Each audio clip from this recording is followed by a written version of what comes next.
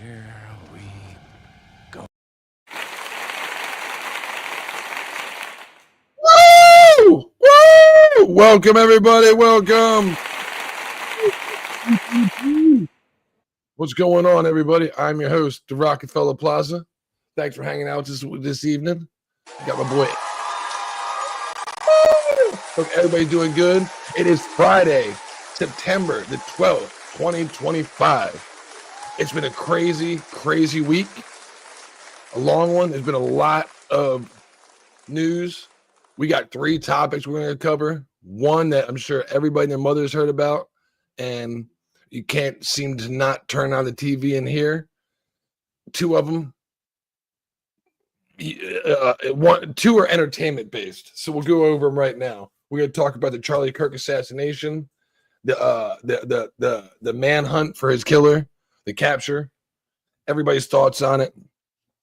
I haven't responded to it because I haven't done any kind of stream since then, so we'll talk about that. Trump's response, just how everybody's feeling. Drink some wine while we're doing it. We're going to talk about the Peacemaker season 2. We're all the way up to episode 4 now. So we're midway through the season. It ended pretty fucking controversial. It was a bland episode if anybody watched it, but it was good. All right. I liking where we're ending. I want to see how everybody else is feeling about it. So we'll talk about that. And I went and saw my first anime movie yesterday. And I think one of my boys went and saw it too. He isn't here yet, but when he does, I know Angel went and saw it, the casual reviewer. I'm hoping my boy Sci-Fax went and seen it. They'll be showing up here later and joining us. Until then, thanks for hanging out with everybody. GG's. Sci-Fax has entered the studio. You want to know how I know? Because it says it in the background. I have a little thing that like picks up. What up, bro? What's going on? What's going on, fellas? What up? Let me add this stage. Episode 24. We're here now. That's what's going on, brother? Not shit, man. How's your weekend? How's your week? How's your week bad, man. Wasn't bad. Wasn't bad? Yeah, I missed the fucking nightcap last night because it was a long week, man. I was exhausted. I went and saw the movie, and by the time I got home, I just fucking passed out. I tried to set my alarm, but I slept right through it. Woke up like 4:30 this morning. Are you even caught up on Demon Slayer, or did you just watch the movie out of order? Just watch the movie, but I guess it kind of it's self-contained, right? I mean, I don't want to talk about it until Angel gets here. Yeah. So I mean, I don't know like backstory and stuff, but it's definitely when Angel gets here, we'll talk about it because he had a little short that said a lot. Sci-Fact that yeah, I saw it. You know what I mean? So it's like 15 fucking short films. It's first off, the Infinity Castle is awesome as shit. The first like 5 minutes where he's falling through and like that whole sequence is fucking awesome as shit. We'll talk about all that. Yeah. We're gonna wait for my boy to get here because I know he's got a lot to talk about, and he's got everything he said is exactly what I need to say about it. And anybody wants to watch it, but Sony stepped it up, messing with Crunchyroll and making anime mainstream. That fucking animation is awesome as shit, bad as hell. So yeah, it's been doing crazy numbers in Japan, isn't it? Has it? I haven't looked at the number game. I haven't been looking at that, so I have no idea of what the numbers are like. Yeah, Demon Slayer tends to fucking kill it. Like every manga that they drop or whatever, or is it manhwa or manga? I think it's a manga out there in Japan. But every single one does like almost $1 billion. It's crazy. Really?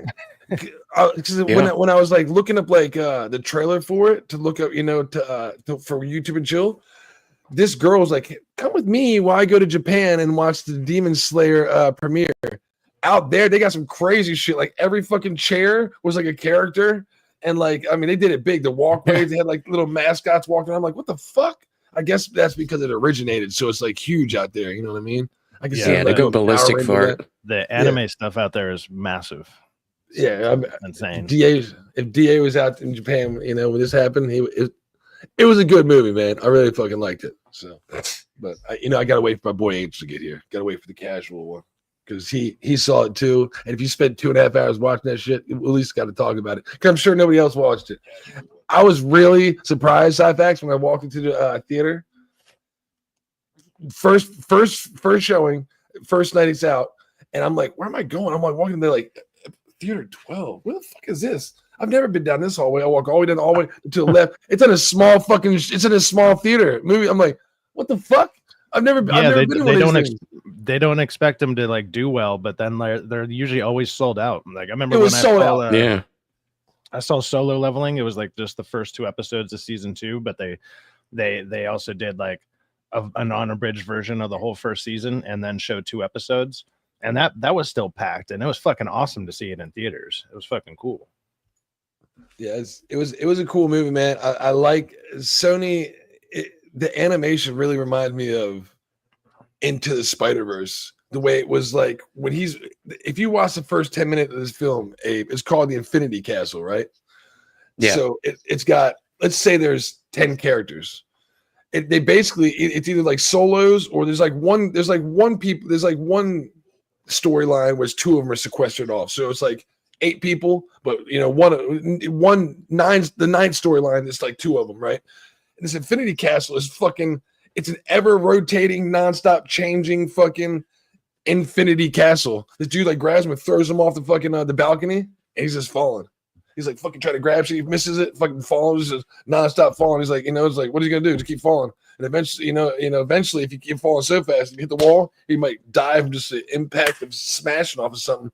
So it's like, it's pretty cool how they introduce the animation style is.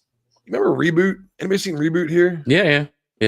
That's what it is. The Infinity Castle is CGI and is like perfect symmetrical and is real cool. And then the animation, is cartoon. Like the people sounds pretty psychedelic. I was really impressed with the first 10 minutes and how they're showing the Infinity Castle and they ease into all the artwork and all the colors and all the fighting. But yeah, Demon Slayer is one of them that I need to like kind of catch back up on because I watched I think maybe the first 10 or 12 episodes, and I don't know why I never why I didn't continue it because it is good. I enjoyed what I watched. That's what it is, right? They're demons. The demon slayer. I guess I guess there's all demons. Somehow you can. Well, his family was killed by demons, and then his sister gets turned into one, and then she's the one that has the stick in her mouth or whatever. I don't know how far along it is now. Maybe she doesn't anymore, but that's how it starts. Okay. So this is a continuation. Then I was like, wait, what? Okay, this is a continuation. Then so you didn't get a chance to see it yet. No, I didn't watch Okay, so this is a continuation because, dude, it doesn't shy away from storyline side effects. Somebody dies and it shows you because somebody else died. And I'm like, oh shit, but I just got introduced to that fucking character. I'm like, it's probably characters that are only going to be in the movie. Like it's probably not main characters and stuff. Well, it's pretty cool. It looks childish, but it's. When you get the berserk, like the crazy shit with like fucking when he's turned into it, there's a little bit of that in it, like vampire-esque, it's pretty cool. Yeah, I'll probably check it out. I was satisfied with it. It's long as shit though. It's fucking long, man. So damn long. Yeah, I think I heard Angel say it's over 2 hours, and I was like, that's 2 hours and 37 fucking minutes. 2 hours. It's pretty long for an anime, dude. Fucking crazy long. Yeah, but we're going to start off talking about, of course, the horrible thing that we want to talk about. And I'm going to start by using my boy DK, who's, I don't know if he's here, but let's remove this. Remove that. And my boy DK Bones had an episode of The Bones is Talking yesterday. And he had a cool little poem I wanted to put up because, one thing Charlie Kirk stood for was fucking religion and didn't shy away from it. And one thing we don't have much in this country anymore. You know what I'm saying? Yeah, it's oddly enough, or like ironically, it's almost demonized. It's almost demonized. And I'm not talking about Christianity. I'm just talking about religion in general. Christianity just happened to be the religion that they adapted for the basis of how our government should have the society live their lives. Yeah, Christianity and stuff like that was a massive starting point for America. I don't care if you're Jewish or whatever, Hebrew or fucking Muslim, they're basically all the same. If you hear a radical that says we want to do this, that's not what most religions are about. They're about prospering, and so it's don't lose faith over shit like this. That's Charlie Kirk was a crazy good and he was good about faith. And DK had a good little poem that not poem, saying that I'll let him. DK Bones out here dropping slam poetry. Well, not poetry. It was just like a saying he found, and I thought it was good. I thought it was fitting because I had created this for my boy in here. He only comes every other week for 9/11. But this quote by Emmett Burke. All that is needed for evil to triumph is for good men to do nothing. And I think that quote is fitting to how the man Charlie Kirk was. He went out and actually did something. He fought the good fight. He went and spoke up for what he believed in. If you believe in anything he said, he did it the right way. He was never confrontational. He never was violent. He never showed violence towards others. And that's a big thing. No, but they'll consider his words to be violence. Like, because they're retarded. Exactly, side facts. He created a dialogue, though. When we were a kid, remember this sticks and stones may break my bones. What's the guy from Fresh and Fit, Myron? He said that the other day. He's like, sticks and stones, bro. I don't care. He called somebody a retard. They're like, you shouldn't use that word. He's like, sticks and stones, bro. Get over it. Well, even at the press conference today, where they were telling the public that they caught the guy who did it, one of the guys that was up front actually said, words aren't violence. Violence is violence. And it's unacceptable. Yeah, 100%. Not only that, So last night on Smash JT's Smashcast, he had a big question he was asking the audience. He was like, like people have been saying some fucked up shit. We all seen it, right? We all seen the fucked up shit everybody's saying.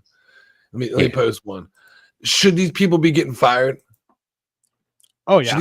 Should they get fired for what they're saying? This is America, though. I mean, we got freedom of speech. Should people just get fired for saying something? What you're doing by being like that is like that's the kind of people you want in your work environment. You're like the other thing is like they want you dead. These people want you dead. Like that's an HR problem. It's like why would I want to work with a bunch of people who would literally cheer me dying? I don't want to work around that person. This is what me and my mom came up with. There's some jobs that have ethic code of conducts, public servants, teachers, firefighter, first responders. You wouldn't want somebody to have this rhetoric right here to be the ambulance driver that pulls up to you when you're in and then see, you know what? Oh, he's got a MAGA sticker in the back of his car. Dude, maybe I'll take a little bit slower time to get my defibrillator out, Abe. You know what I mean? This particular take is just so deranged. For people to think this way, and this is just actually evil. And the worst part, us saying this right now, they would clip this and be watching it, and they call me right wing, even though I'm not right wing. Right wings are overreacting to Charlie Kirk dying, and we're reveling in I'm not right wing. I'm unaffiliated, and I want that to stand clear. I'm unaffiliated. You know why I want that to stand clear? Because the left has gone so radical, they push people away from any kind of Democratic Party, which I used to favor heavy. I used to favor more Democrat than I was Republican. Yeah. 10 years ago. They got all the nice words. So, yeah, you want to go with the nice people, in theory, until you realize who they are, and they're all awful. In theory, side facts, you're exactly right. Whether I was misguided, I don't know, but they're not the new party anymore. You know, I think it might have been Elon Musk who posted a picture earlier that demonstrated the difference. Yeah, I've just got a dry throat. That demonstrated the difference between politics of the past and politics now. I'll just pop it in the I'll pop it in the private chat and you can bring that up. Absolutely. Shout out to SJ in the chat. DK Bones said working, but thanks for sharing. Absolutely, bro. and Hail Calypso too. SJ. Where's Calypso? She was just on my lap like a couple minutes ago. She's over. She's eating right now. My mom's got this cool little outdoor cat. She's got 3 outdoor cats that have been outside, and one's a boy and 2 are girls. And this little boy is always walking and be like, meow. We call him Jimmy. I'm thinking I'm going to scoop his ass up and bring him here. Like, I'll leave the 2 girls. There's a cat apparently that got into my work, and like it's been living in the warehouse apparently, and it keeps setting off the sensors inside when they close the doors. So my boss was all pissed. He was like, dude, that fucking alarm goes off all the time because the goddamn cat keeps triggering shit. And nobody can catch him because it's a big ass warehouse with a bunch of plumbing supplies. So it's like there's so many places to run and hide. You just can't catch this fucker. And he's fucking mean. I seem like getting a cat, man, because I don't have anybody here. But like my mom's the neighbors across the street from we live in mom lives in a cul-de-sac, right? But they live on one side of the cul-de-sac, and the other side of the cul-de-sac, these people they get a whole bunch of fucking animals and they don't take care of them. Like right now, there's like 6 dogs out back. Well, that's the convenience of the cat too. Is like I only got to feed her once a day, give her food and water, and like clean up a litter box. Other than that, get her a scratching post, or else she'll tear up all your shit. And that's my mom messed up with that. So my mom outside messing with the yard one day, and she's like, "Oh, Jay, I feel bad." I'm like, "Don't do it, don't do it." Well, because she's already got 4 cats. So I'm just gonna put a little water out, maybe give him a treat. Oh, that's not gonna fucking shoo him away at all. You know what I mean? Yeah. So they go. literally rubbing their tail up on every fucking thing. Oh God, you know what's gonna happen next? Now they got a permanent fucking bowl out there, and actually, you know what? Maybe we should get them a house because you know what? They need a place to go if it's raining inside. Like, geez, they're not your fucking animals. Now we're walking up there. We got fucking 3 that were born underneath the porch. And a daddy and a mommy that fucking come and go whenever they fucking please. Outdoor cats. Yeah. And there's like 5 cats live out there. I'm like, what the hell is going on? But, Jesus. But it's always my neighbors on the other side of the warehouse here. Like when I used to have different cats, I had 2 other cats who died, and they had some brain issue or whatever. But they would actually get out. Like Calypso doesn't get out. She doesn't like the outside. She only likes me. It's weird. But these other cats, they would get out, and when I would go looking for them, also I went next door, and I've never really gone over to the other driveway. I was just like, okay, I go over there, and there's like 50 fucking cats that just live back there. And I was like, how the fuck am I supposed to find my cat and all this? Luckily, my cat was just hiding under the car on the other side. But I was like, really? Just like, 50 feet that way, basically on the other side of this fucking huge warehouse. It's like, yeah, there's a whole like Catopia. Like, yeah, that's like a whole colony. Yeah, it was nuts. I was like, I'm surprised I don't see more of them like dead near the street, because there's like a main street kind of right here. Yeah, so it surprises me because that's a dog, isn't outdoors. And I'm gonna say that's not maybe Cats and Dogs. That's in there. Is it Cats and Dogs Go to Heaven? Are you saying that'd be all dogs go to heaven? All dogs go to heaven. Different ones. Cats and Dogs is an epic super movie. Sad ass movie. Like, I was like, isn't that a movie? Oh no, All Dogs Go to Heaven. That's fucking. I don't know why you made me think of that real quick, DK. But yeah, man. So everybody was talking about that assassination. Let's bring up our boy Trump. The first thing he said was, "Let's go get their ass." In fact, let me set up. I don't have anything set up. You know why? Because I had it all set up to where the manhunt for today, and then I went to sleep last night. When I got home from the thing, I woke up and I did all my shit. Then they got his ass apparently. I'm like, oh wait, they fucking got this fucking dude. Yeah, I'm like, is this him? I'm like, wait, I guess his parents turned him in. Like his parents turned him. Yeah, it was his dad, wasn't it? And then I forget who I saw, because again, every fucking where you turn and every YouTube channel is talking about it. Would you turn your son inside facts? Could you turn your son? Yes. Yeah. If I went wrong and I completely fucked up parenting so bad to where my son became a murderer. Yeah, a psychotic killer. Yes. What it's sounding like. It's sounding like his parents are like Republican and shit. And after he went to school, all of a sudden, who would have thought college fucking warped his mind, and all of a sudden became a fucking crazy leftist weirdo? Like, who would have thought? Suspect in Charlie Kirk's killing is identified by officials as Tyler Robinson. I don't mind saying his name. I don't like glorifying shooters and all this stuff, but this guy, fuck this dude. Fuck this dude. Yeah. And I'm glad that when the manhunt was out for him, I did say this on somebody. What was I on? I was talking to somebody about this. Maybe on Bonfires and Coffee. I was fucking pissed off at Bonfires and Coffee one day, and I was playing Sekiro Thursday, and I just fucking ranting about it. I was like, you know what? They know who the fucking guy is. They got video of him. They got leads. They're on his fucking ass. Trust me. But they can't say that, because let's say we put a picture out of this guy, Cyfax, and somebody finds him before the feds do. Oh, that would end him. The way it's been going, the climate is too hot right now. You can't do it. This dude, I mean, and it's like, that's not what people would have acted out of, and that's not what we want.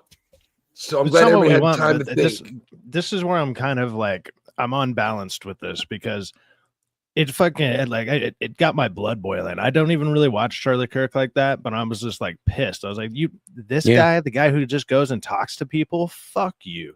Like, what is wrong with all of you? It's insane. So I was just like, this is what they're willing to do to this guy. What if they come after people that are like, I don't know, a hell of a lot harder on some of this shit than he was? There's some people out there, these kinds of people as well. The kind of people that they say that we are, there's people that are like that out there, but they just don't get to act on it because they know. They're like, okay, yeah, I'm not going to go out and do anything. But now they're going to be like, there's going to be a lot less tolerant people. We've they painted Charlie as though he was some sort of super far-right Nazi fascist. He was just a traditional conservative Christian. And then, that used to be the standard. And before I get, you know what? Basic Abe, 10 years ago. Before I bring on, you know what? I got rid of that ugly guy's face, and I'm about to bring on a prettier face. But before I do, even if he is a Nazi fascist, you know what he didn't do? Act out his fucking thoughts. Saying in America, you can say what you want as long as you're not calling for actual violence. You're saying, you know what? I want to go here and I want to do this to a certain person. Whoa. You know what I mean? That's different than just saying, I think this dude's a piece of shit. Yeah, well, what's the most extremist thing he ever said? Boys can't be girls. That's it. That's not saying I want to take a bullet and put it in somebody that thinks, you know, that they're mentally deranged and that's the only way to fix. There's a big difference. Yeah. Let's add to the stage. My boy, the casual reviewer. What up, bro? What? Yo. How's everybody doing? What's going on, man? I'm good, man. Because I want to talk to you. Yes, sir. Don DeMarco. Man, how was the movie, bro? Did you like it? Amazing. It was. We want to switch topics. We'll go back to it in a minute, but we're just talking about Charlie Kirk.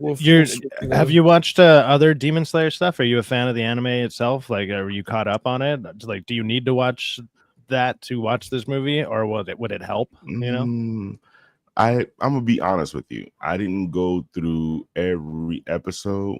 What I ended up doing was watching like a good. What was it? I was watching like arcs, like certain arcs or something.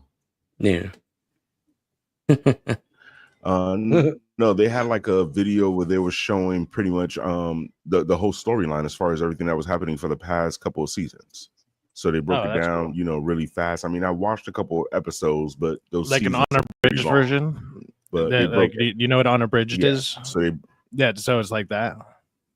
Like, do you know what unabridged is? Version. When it's just it's basically a condensed version of So those are cool. That's what they did with the solo leveling. Yeah. Let me add a picture to the screen because cool. I mean, once you go in there. I'm sorry. You good? You must have a delay because you keep stopping. Now he keeps like talking and it stops. So I don't know if you got a delay going on. So I think his camera's like a little behind, or he's like he has like a 2 or 3 second delay. Yeah, because he keeps stopping. Like I'm sorry. Keep rolling. We got you, Angel. We know what time it is. Yeah. Oh no, because y'all were talking and stuff. So I was just being but it was really good. The animation was beautiful. Like to watch it on screen was just amazing to me. The only gripe that I have with the movie is just the backstories. You know what I'm saying? Yes. Like, I don't mind that you're telling these stories, but it's just, to me, it kills the momentum of the movie a lot. And it just makes you feel like you're sitting there more than you should really be there. Like the movie is about, I think, 2 hours and some change, but it makes you feel like you're there for 3 hours. So what the casual reviewer is talking about is this is a movie about this right here. Fights. A lot of cool fights. Orange and purple and sword fight, this and that. And I'm a demon slayer. No. So these two are going to walk up and get ready to fight. And all of a sudden, somebody's about to I'm going to go, ah! And then it's going to stop. And it's going to give me a backstory of how I came to this point. It's like, you're probably wondering how I got here. And you're probably wondering how I got here, Cyback. And then it's going to play the 5-minute. And then it does a 5-minute. And then it comes back to me going, bing, and I'm clashing, and then it'll switch sides. The other guy going, pushing the blade like just like, and then his backstory, 5 minutes. And so I remember how I told you there's like 9 different people in here. Abe, well, look, they all got their own bosses too. Sword. So it's like, how did this sword get here? And so every 5 minutes, you got another fucking backstory, and then it's like Jesus Christ. I'm like, where did this character get his shoes? Backstory. Now, I'm not gonna say it's bad. It's just overwhelming sitting in the theater. At home, this will be good to be able to stop it, play it, because some of the backstories are really good, Angel. I mean they are, and I'm not knocking any of them. They really are good, but I just think they should have condensed it a little bit more than having it as long as they did. And it's just, especially the last battle. Like the last one, that last story was just so long, and it was like I just wanted to see the battle. You know, that's all I really wanted to see. But I mean, I'm looking forward to part 2. Like it's a 3-parter, so I'm looking forward to part 2. Abe, you want to know how long this fucking movie is? Look at the damn title. Demon Slayer, Kimetsu no Yabu, the movie, Infinity Castle. Just rolls off the tongue, doesn't it? Yeah. Is it infinitely long by any chance? Is it still going? It's still fucking going. This castle does not stop. In the movie, I'm like, holy shit. In the end, it expands. So honesty right here. I didn't finish the movie. I got to about 2 hours and 7 minutes, and I was going. I was so exhausted from all this shit. Right, I must end up passing out. The dude next to me nudged me. I must have started snoring. And that is one of the biggest problems with anime as well, though, is that it's usually quite heavy on exposition. Yeah, it was good. It was just so long. And I was like, I was like, oh, dude. And I knew I had stuff. I was planning on coming home and reviewing it. And I had the nightcap last night, but I was like, dude, I'm fucking exhausted. I'm like, I'm just going to get out of here. When I grabbed some food on the way home, and I was like, it's a good movie. I don't know if I'm old, but 2.5 hours in the damn movie theater was a lot, bro. And 2 hours and 7 minutes I made, and I must have passed out. And I looked at it, I was like, oh, 2 hours, I must have passed out about 3 minutes. My man next to me knows me, so I'm assuming I must have got a good. And he's like, hey, man, what the fuck, bro? Wake your ass up. Nice. So I got to go. Let me get the fuck out of here. It was a good movie, though. So if anybody wants to go see it. Yeah. 235. It was crazy, though. I didn't catch that. Yeah. It was so good and so long. DK. Yeah, but I mean, anybody wants to see a good, for my first anime movie, great. Again, I've seen Berserk, and that was a TV show. That's a long fucking movie. That's a series, and if Sci-Fax said like, there's like, is this like a continuation? I was like, I don't know. But then he told me about like the girl and how she died and this and that. I was like, oh wait, you mean like maybe it is, because the way he was talking, it sounded like the one girl that walked in to see the vampire chick and they got consumed. I was like, huh. So maybe this is a continuation of it, and which means the whole lore before it. If anybody gets into this, you can be like, well, what's before it? And it just sets up a lot for another one after this to get better. Yeah, I'm looking forward to it. I'll be there in the movie theater for the next one. So it was a really good movie. It was a real good flick. And I was surprised to see a lot of kids there.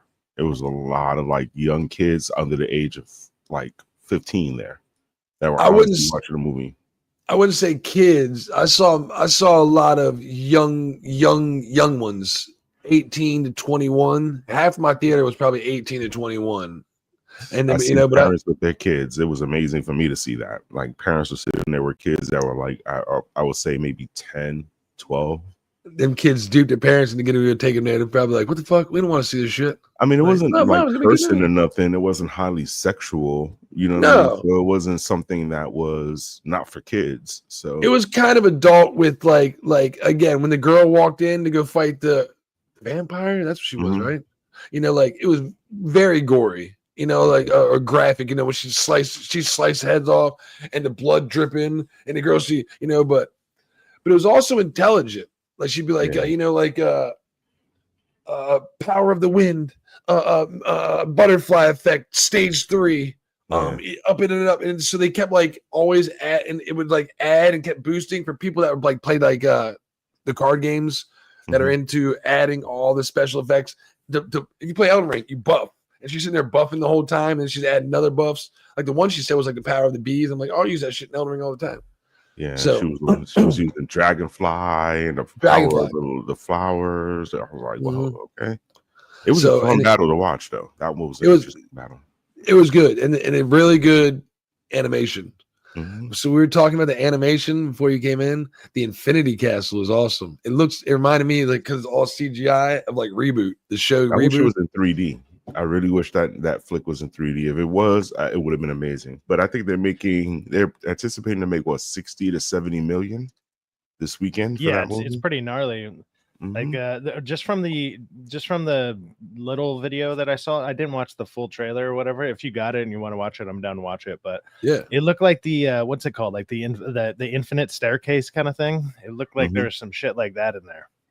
Yeah, it switches around. It's crazy. It's really crazy. And then you start seeing the crows flying around and everything. And It's a really amazing movie. Like once you start understanding it, you'll get into it. I was really happy I was able to watch that on Screen Rant because it just I went to a Demon Slayer movie, but it turned out it was actually just like 3 episodes slapped together, and they called it a movie. And so I was like confused. I was like, I don't know what the fuck is going on. I'm not caught up on any of this. I was like, it looks cool. I would like to know what's going on though. You really don't need to. I mean, honestly, sci-fi, you don't need to know. So it starts off, this kid's just falling through the Infinity Castle, and he's already lost his battle, and he's getting his ass kicked. He's like, I can't believe I lost. We're gonna play it right now. Main dude. It's the dude that's in like the blue and green. I don't know if he's main. I guess he's the main guy, right? Yeah, what's the main guy's name? The green and yellow. The blue, the green and yellow. It's like green, yellow, and black, or something like that, or green and black. And he's with somebody. He's with somebody else. He's the one that's on like that's in the anime itself. Because I know sometimes when they do movies, they'll focus on other characters or whatever. But the final phase. So see, this must be a TV show before it, because that dude right there is bad as shit. I mean, watch how many different people there are. You got this fucking guy and him, right? That's 1, 2. Let's count how many fucking people in this fucking movie. Everybody has their own backstory. Remember, every time you see these, 3, you're gonna have a fucking 5-minute backstory minimum to all these fucking people. 4. There's a lot. There's fucking 18 and not 20 characters that everybody gets a. I don't know if I'm like very, very into this kind of new idea of using like CGI with like some regular animation. Like I don't know. Like it feels off to me. It's like it's almost like watching anime that's what do you call it when it's like it looks real but it's not or whatever, like uncanny. Oh yeah, the Uncanny Valley. It's like, but it's like the anime version of Uncanny Valley, like which is kind of reminded me of. I don't know if you guys seen it, that old school Jetsons movie. Like the animation, as far as it was like an older Jetsons movie when they were like, I think Judy was like wanted to become a rock star or something like that. It was a big animation movie that they came out with. I think the Flintstones was in it with them as well. It reminds me of the Spider-Verse movies, this Miles Morales Spider-Verse, how they're like right there's a good shot. So you see her, how she's a cartoon, all that in the background is CGI, so it can be perfectly symmetrical and always ever changing, rotating in and out, going up and down. And then when they do some kind of like different, it's a different animation for the movement, for like the special effects, for the movement. So you got 3 different kind of styles, and they blend. You be like, what the fuck is going on? Similar to Spider-Verse. It's made by Sony. You can see where a lot of that's why it took them so long to get Spider-Verse out now, because they're probably working on this fucking movie. Because the animation is crazy awesome. I mean, the animation was fucking good. I was so impressed with it. Like, see right there when she throws her sword? Watch it. Look at the eyes. The eyes and the sword are different compared, like the color is like right there in the eyes. There's different colors that pop out. But that right there is the best part. When he's falling right here through the Infinity Castle, that's how it opens. That's the Infinity Castle. The background to me pops off. The background, everything really pops off more. That it just, that's why I say that animation of the Jetsons, because that's the first time that I've seen like that type of animation where it just looks almost realistic in the background, but it's still different from the variation of the original animation. So that's why I was just like, oh, okay. That's what it reminded me of. That was the first movie I could think of. This scene right here, Sci-Fax, this is what, 45 minutes, an hour into the movie, Angel. This scene was good. This might be the chick you're referring to, Sci-Fax, like the girl that died. I think she might be a relative of. There's the sister. There's so the main guy, his sister's the one that like she usually when you see promotional stuff for Demon Slayer, it's like the chick has the stick in her mouth. It's because they turned her either into a demon or a vampire or some shit. So she always keeps it there so she doesn't bite anybody. Oh no, but the sister in this movie isn't in the battle. She's trying to heal. Like in the movie, they have her secluded somewhere else where I think she took a serum where she's trying to become human now. Oh, because they end up finding some sort of a serum for her. So now they're finally getting to that. Yeah, like she's laying somewhere with the original guy that was the mat with the red mask. So I remember in the movie, like they had her sitting there and she was just like, you know, panting. And Is the really boarhead dude in it? Yeah, but they don't really show him. They show him towards the end. You know, he's gonna be part of the next one. No, that's not his sister. No, she's the one that was avenging her sister's death. That vampire that she was fighting in there killed her sister. So that's the girl we saw. That's the girl we saw that passed and thought she was too small. That's what you're trying to tell me, sister. Yeah, it's good. She's like fighting her. This is a good fucking fight right here. This reminds me. She had him a gang of times, but she was just doing too much with the poison. She was. You know what she was doing? She was hesitating. Like when I play Sekiro, people tell me don't hesitate because when she go in there, did a whole bunch of fucking damage to the poison, and she thought it was like that's a kill blow. It's a kill blow. Bitch, the bitch is still standing. She ain't dead. Get in there and kill her. Don't sit back and be like, I'm gonna let the poison. The poison was working. But don't sit back and be like, yeah, I did a good job. And keep doing a good job. Finish strong. Get your ass back in there. Go back. Hit her. You know, but her stopping and thinking that she was doing good and like, oh, I did a good job. But she was, because she was exhausted. She was weakening, you know, she was giving it everything she fucking had. And they did a really good job showcasing that, conveying that. Yeah, but she was relying too much on the poison. That's the thing. Like, she was just relying. She was testing the poison.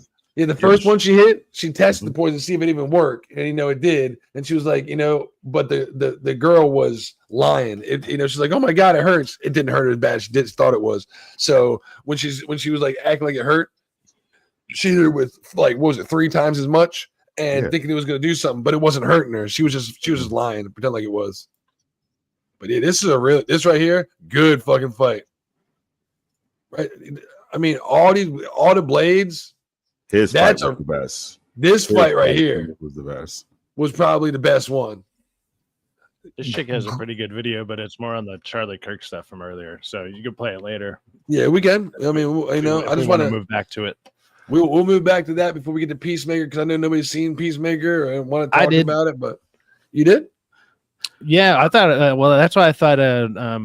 DA sent me an invite last night. Yeah. Like, okay, I guess we're talking about Peacemaker, and then he was like, obviously the Charlie Kirk stuff's a big deal and everything, and I guess since it happened on Wednesday, so he didn't have time to do it on Tuesday. So I mean, it makes sense. But I was like, oh, maybe we'll talk about that for a bit, and then some Peacemaker. It's like, nah, it wasn't that good of an episode though. It was like. No, but you're right, side fact. When he sent me like last night, like I was tired. I was gonna stay up, but he sent me the invite, and I looked at it when he went on. I was like, "This, like, you know, like the aftermath." And I was like, "Wait a minute." We were talking about. I was like, I don't have it emotionally in me right now. I don't have the energy emotionally. It's, you know, it's. I was just. Yeah, I did a stream the night of because it was Wednesday, and I like instead of doing my Gallows one, I mean, a couple. Well, Angel was there, and whatever. Like a couple people joined. And I thought it ended up being pretty good little stream for on the fly and for kind of the subject matter. We don't really normally talk it like we try to avoid politics. Obviously we do like maybe a segment or so on some politics because it's prevalent or it's like it's so out there. It's being slammed in your face all the fucking time. You almost got to talk about it. Plus the way that the culture war stuff is downstream of media and vice versa, they kind of intertwine anyways. So it's relevant. It's when people always say, I don't talk politics. You know what? Do you talk current events? When you get older, that's just how it is. If you're going to either get into gaming or sports or the news because you're driving to work and that's all you're hearing nonstop. Everybody's into current events. And current events have to do with politics. You should be into politics, not be into it and be all worried about it, but you should be attuned to it and listening to it. You know, again, I stress the facts, and I'm unaffiliated. I'm not a Democrat or Republican. You know why? I'm registered. I've been registered for 25 fucking years to vote, but I didn't vote until first time I voted was for Trump. This fucking time. Registered for what, man? Don't tell me it's.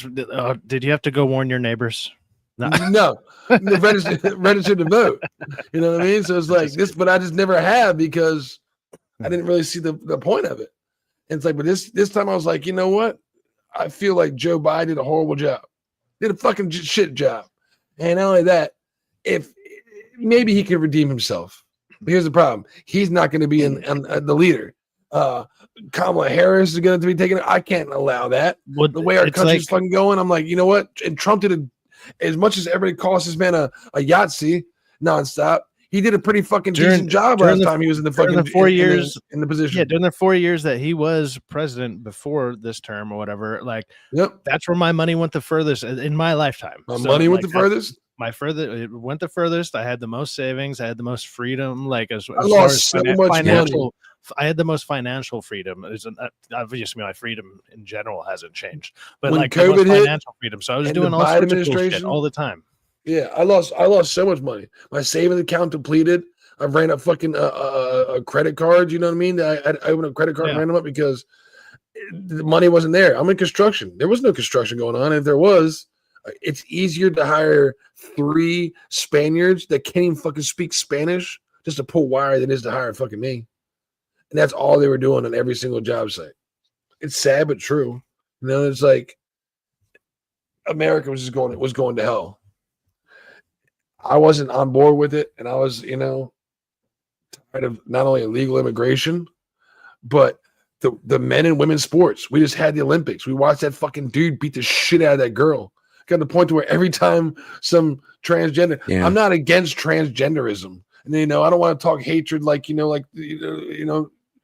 what's considered hate speech. I got friends. I talk to people.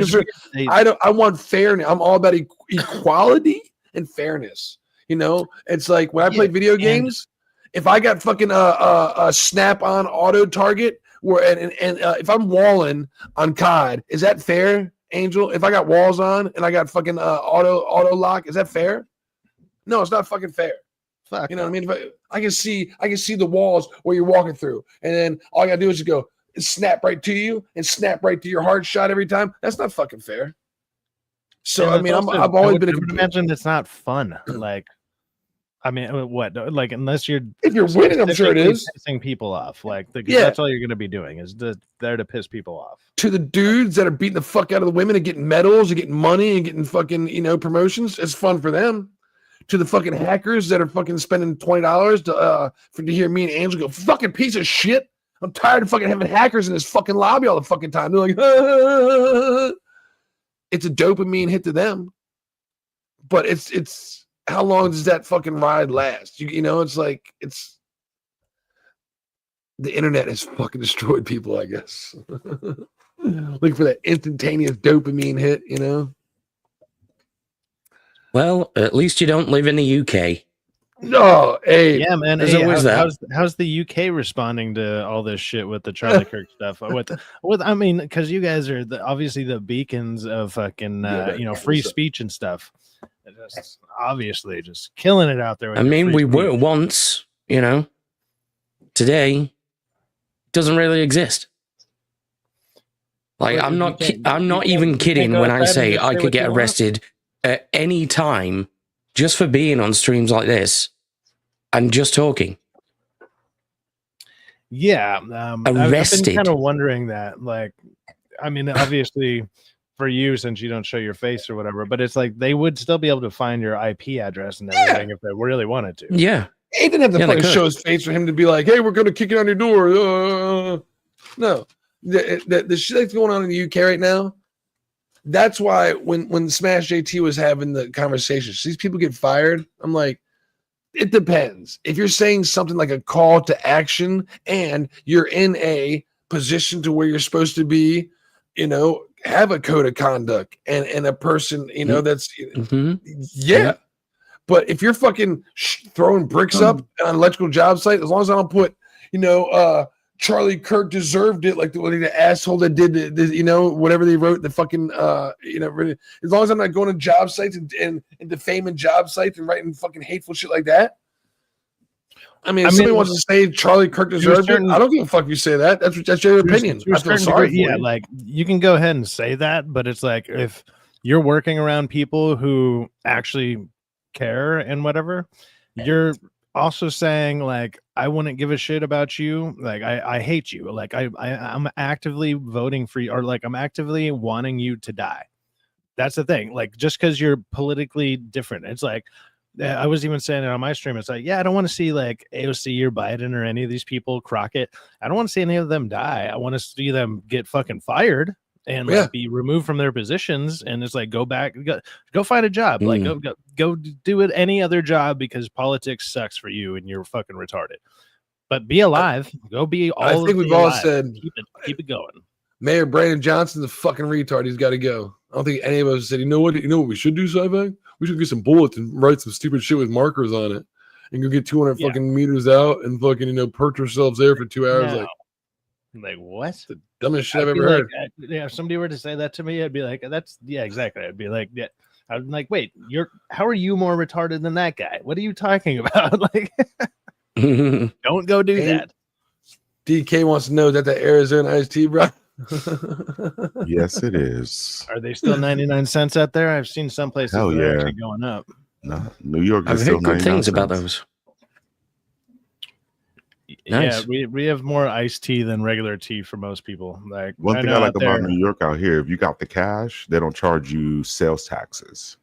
Oh, I got a liquor store around me that does that. So it's like my 12 packs that I buy at like Circle K that are like $11.50. If I go there, they're only $10. Yeah, like $10 flat. Nice. Yeah. That was on a post. That was on a post the other day. I forget what it was. Somebody posted something. It was something about like, white and black post, and like how white people do this. And it was like something like somebody said, well, if it was a black person, they have an Arizona iced tea. I was like, is that a thing? I've never heard that. I've never heard that either. Is that a thing? Iced tea is not really a thing over here. It's like a black thing. I would say it's a black thing. Like I was like, wait, you can probably be like a southern thing, like more. It was somebody in the comments. Sweet tea is not a thing for us either. They didn't react to it, but I commented. I said, they were like, an out of Arizona iced tea. I was like, is that a black thing, really, or is that something that might have went over my head? I was like, white people like mayonnaise. I've heard that. I saw DK Bones say there's still 99 cents where he's at, so maybe I just haven't bought one in a minute. Like I used to always get the Arnold Palmers because those things are pretty bomb. But the dude said as long as a good thing to add vodka to. So correct me if I'm wrong, DK. The dude said as long as he's alive, he'll never let him sell for more than 99 cents. I think he still owns it. I don't think he sold it. I thought I heard that. Yeah. Yeah. He said as long as he's alive, and I'm pretty sure he still is alive, and he hasn't sold it. More companies like that, like just stick by it, man. Because it's aluminum. Like, our profit margins. It's like you guys are making a killing. Shut the fuck up. You're making enough. You don't have to. If you know what they say? We got razor thin margins. You still have a fucking margin. You still have a positive income. You make 1%. Yeah, you're making 1% off of 50 billion. So. Like Hollywood side facts. Hollywood. If I put out 500 million, I need to double my money and make $1 billion, or it's not worth. When if any of us here in the panel put out $100 and got 200 back? I mean, I've gambled plenty of times like that. But every single time. That's what Hollywood wants to do every single time. Was it Costco did something similar with their food? Like they kept something the same price for years and hot years. Dogs and pizzas. It's the hot dogs and pizza and the soda. I think that's the main thing. I think it's the hot dogs. Yeah. The hot dogs are good, bro. And they're massive. Like, dude, that like Costco and stuff has like bomb ass churros. Those like 2 foot long ass churros. Those things are fucking awesome. 2 foot long churros, dude. They're fucking massive. They're you go to Subway and get a foot long one for $5. You know a thing or two about a foot long, don't you? I mean, I can eyeball one, and sometimes I might be able to fit a full churro in my mouth. So, I mean, I guess like. Where's T at? Pause. Where my boy? All of the pause. That's a big old pause. So let's share some Peacemaker stuff because I don't know if anybody's been watching it, but we'll put it up there and let's talk about it. We are now at episode 4, midway through the fucking season. You know what? The only reason that I'm excited for next episode is because it looks like he's gonna bring her to that world, and then all that shit that I was saying before is gonna come true. She's gonna be like, "Wait a minute, where the fuck are all the black people?" Watch. You're exactly right, side facts. You notice how it's just him and her. She's gonna look over at him like, "You said this world is perfect." Yeah, and she's gonna be all pissed, and like that'll be a thing. It's like, "Oh, you said this is the nicest, the best world," and it's like. it's going to be a super racist world, but he's not going to know that. Like, he hasn't put that together yet. Right here.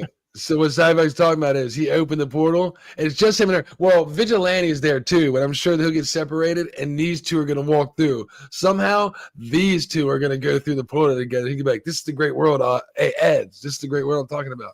Well, she's going to get like arrested or tackled or something. She's going to get her ass fucking beat, or you stupid. So he goes to a world where there are no non-white people.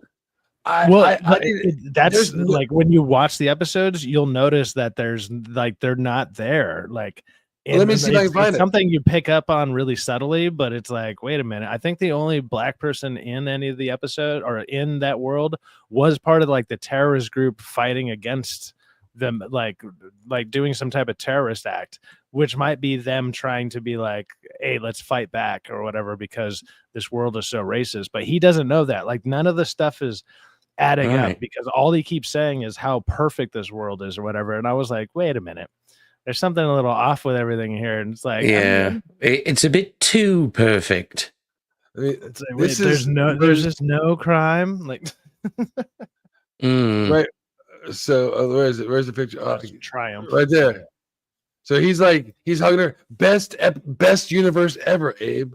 I mean, this is the best universe ever, bro. Non-stop saying it, right? Let's take a look at the universe. There's his brother. There's the helicopter pilot. That's a dude he killed. Hold on. There's a good picture a second ago. I had the entire. How do I go back, Sci-Fax? Oh, arrow. It's just the arrow. Yeah.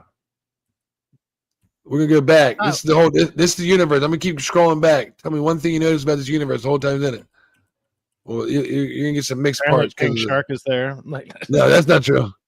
So look, there's Charlie's got 5 years time. White.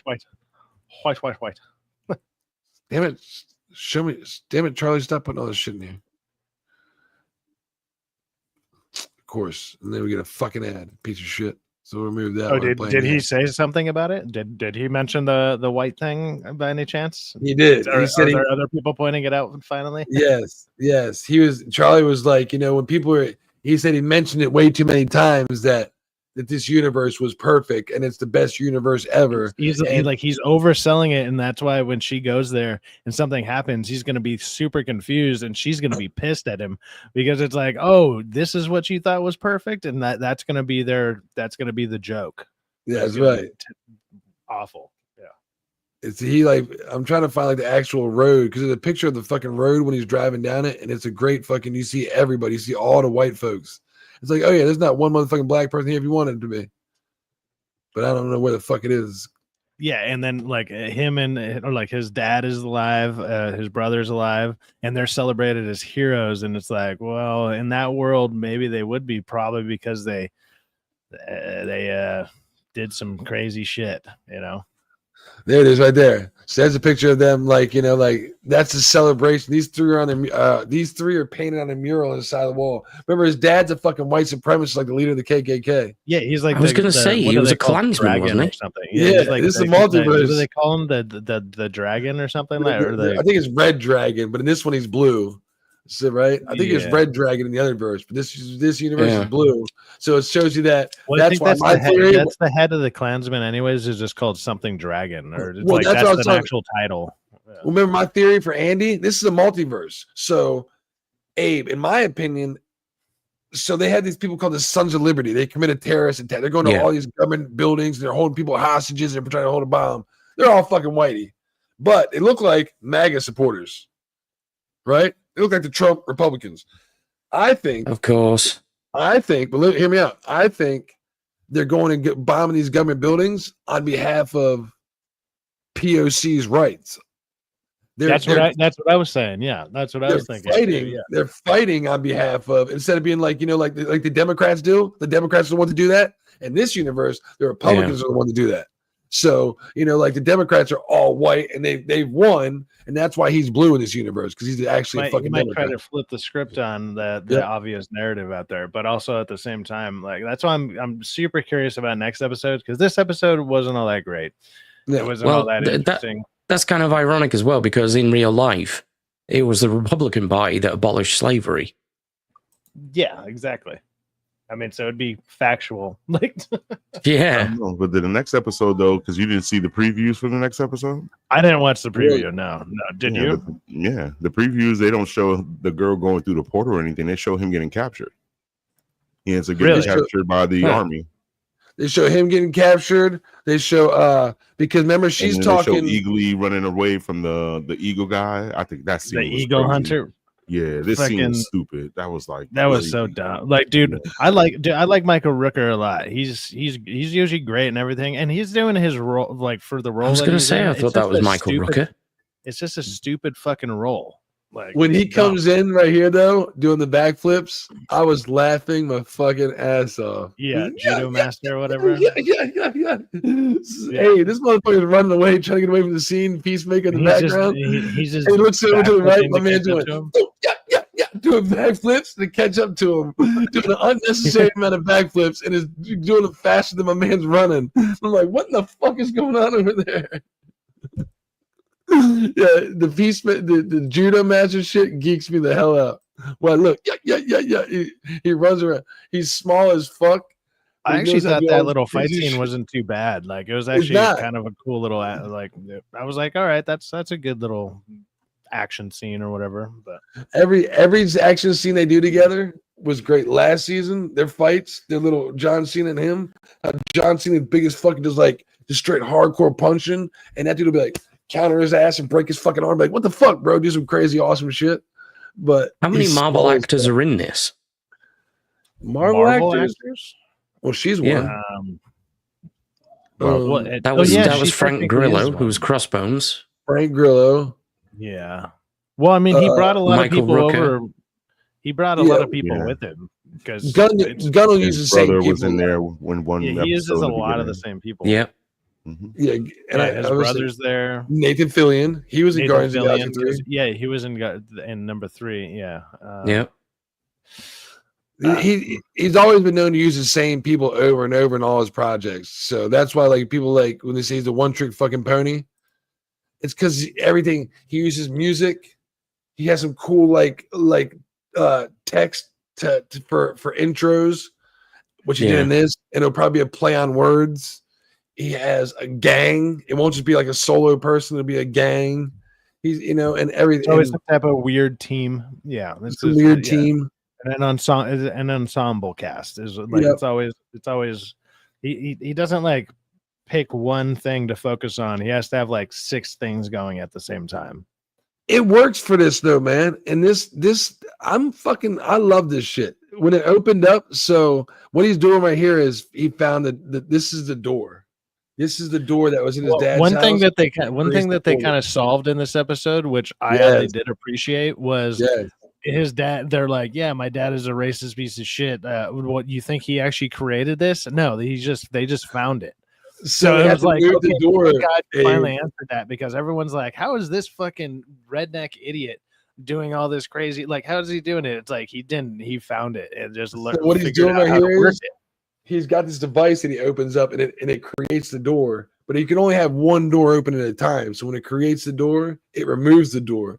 The Argus is breaking into his house, trying to get into this fucking dimension. They know he's got it in there. As they're breaking into it, he goes to his old fucking shack in the neighborhood and is like in the woods, and he's opening up the portal to try to steal it from his house before they get into it. Right? They show you how he gets this. They show you how they finally show you how his dad got it. When he was younger, him and his brother were hunting, and they're going out hunting. They shot an alien. They shot a fucking alien. You see him say, "Dad's right there!" Bang! He shoots the motherfucker. That's a pretty cool scene when he shoots the things like, "Dad, no, don't hurt it!" Bang! And he blasts his fucking head off. I was like, "Oh, it just explodes the head." Yeah. Don't fucking tell me what to do, boy. It just smacks the shit out of him. Yeah. And then he's looking at the portal, and he's like, the cool thing is, Emergency Awesome, it says this in his review. If you watch him, he kind of nudges his son and tells him and then looks at it all fucking weird, because his dad's KKK racist, and he hates his son. He nudges him over. You go check it out. You go first. Yeah. You first, boy. Instead of staying here. I can always make another of you. I can't make more of me. Yeah, right. He's a fucking piece of shit. It's still. I got an Omni-Man moment. He's like, I got two boys. I got fodder. So he's got this device. Autobiome picks him up after he's running away from Judo Master Abe, and like they're riding on the road. She's like, "What the fuck is that?" He's like, he's telling her what it is. She goes, "Your dad made that?" He goes, "Fuck no, my dad didn't make that." She goes, "I thought your dad was some kind of or whatever. Racist piece of shit. I thought he was a super genius. Super genius. The motherfucker flunked out of 10th grade. What are you talking about?" Yeah. Like, well, how the fuck did you find that shit? He's like, it's complicated. We as the audience now know he killed a fucking alien and took it, but we don't know like how he got the helmets to be Peacemaker or something. I think his the multiverse probably found him in there. I think he stole him from the multiverse version. He was smarter and more intelligent, and I think he knows him. I think the father knows the version of his father, but I don't think the sons knew each other. They didn't tell the sons about it. Yeah, and because that's the other thing. Whenever he goes over to the other universe, it's like obviously he's always chilling in that room, and it's like why is the dad from the other universe not questioning shit like that? It's like you're always only here and whatever. It's like I wonder if they're going to do be some like questions that I think need to be answered, and I'm hoping it more likely the way that you guys are describing the preview of the next episode sounds like we're not going to get some of the answers that I would like. Nope. Or at least there might be one, but it's like that's not enough. I want more a little bit quicker. Or and you know why? Because James Gunn even said the last 3 episodes is where everything goes down. And so what's this? 4 episodes, right? I was so after last week's episode, think about it. I was like, dude, I can't wait to see. 10? It's gonna be 8. Okay. So I wonder if they're gonna do a Council Reeds type thing. What do you mean? You know, like Reed Richards from Marvel. Yep. There's a Council of Reeds made of multiversal variants. I wonder if they're gonna do like a multiversal KKK of the same guy. Probably not. You think his dad? I don't know. You know what, Abe? I would allow that theory. The only problem is it's been 6 months since his dad's been killed. I feel like somebody would have came searching for one of the council members by now. His dad, or like how you were saying that maybe his dad, like they actually talked to each other. I think the other guy would have came over and tried to like walk in and be like, "Wait a minute, where's the other guy?" And then somehow his dad. We walk into this dimension and there's only 99 dimensions in here. First off, and second off, when he walks into dimension, they sit right here and they've never explored anywhere else, which is the other thing. Me. Yeah, the other thing that's kind of weird is the the dad from the other side, even though he has that, you've never seen him like walk into there yet or whatever. Like, so it's not like they've ran into each other. How have they not?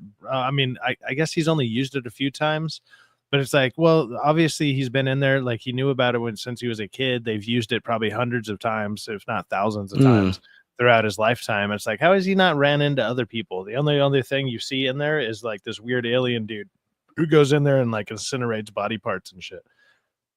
That's now, my question is that alien Cyphax that we got seen shot earlier that his dad killed? Does that have anything to do with that fucking alien that's burning people in the incinerator? That's burning little rats in the incinerator. That rat kind of resembles a baby version of what he got shot, doesn't it? Kind of. It had a tail. You know, this season just sounds weird as hell. It's weird as shit. And you know what? And when he said like season 1 was like, you don't have to watch season 1. All that shit with the butterflies, it seems to me like he was just establishing characters and testing the waters to see what works and what didn't. It just sounds like he wanted to do a TV show because he mainly only does movies. He only does movies, and he wanted to try a TV show. And I tell you what, he's doing a good job of it. I like how every single episode is sequestered and secluded and leaves me wanting more, man. Well, I feel like you could watch that way. Like you could watch season 2 and like you don't need to watch season 1 other than to maybe have a little bit of establishment of the other characters. But it's like obvious, like, oh yeah, they're all friends. Obviously, they became friends in season 1. I've seen season 1. I just haven't caught up with this one yet. No, but I'm actually kind of with I'm actually with Angel on that, where I'm like, I'm not super interested or invested. I'm just curious if I'm right. And he should have. Like, James Gunn messed up by trying to connect this universe with Superman. He didn't have to connect it at all. Like he should have just made this a standalone show and it would have been fine by itself. But him connecting it and telling us to watch it is just making me lose more interest, and it's not making me feel any confident in DC. It could be the same universe for all I care, but like you said, it doesn't have to connect to feel like, or you have to watch this for it to be important. No, you don't. No, you don't. What you know they, what I mean? Take it on his own. I'm sorry. If it's in the same universe, where they have the same Crab Joy stupid band, and you see shit like that, that's fine. What they should have done with it is what they did with like Agents of S.H.I.E.L.D. It's like, yeah, there's stuff that's happening over there in the movies, and then like you might hear about it in the background, and there's a couple mentions of it, but you don't need to like the doing the homework part, right? Like, oh, you need to watch this to understand what's happening here. It's like you shouldn't need to do any of that. Like, don't stop trying to connect TV and movies. It just doesn't work. Obviously, it didn't work for Marvel, and it's like it's not going to work for DC. And already you're being so scattered with it to where your first season was actually part of a different universe, and season 2 is now part of your new, like the new DC. It's already going to be confusing for regular people. Like they're not going to understand. It's dumb. I think it's a dumb idea. DC is tanking on purpose. They're trying to sell the company. Sundance might purchase it. Well, you know what, DK? If they're not trying to tank the company, they're definitely trying to find a new audience, because this is the new DC I've been telling everybody about. When you hear me on DA's office saying, DA, and I'm telling chat, you need to watch Warner Brothers Animation, because they made a whole new thing in the past 4 years. If it hasn't been in the past, I'll give it to 2020. If it isn't from 2020 or beyond, new Warner Brothers Animation, you don't know what the new Warner Brothers is. And this is the new Warner Brothers right here.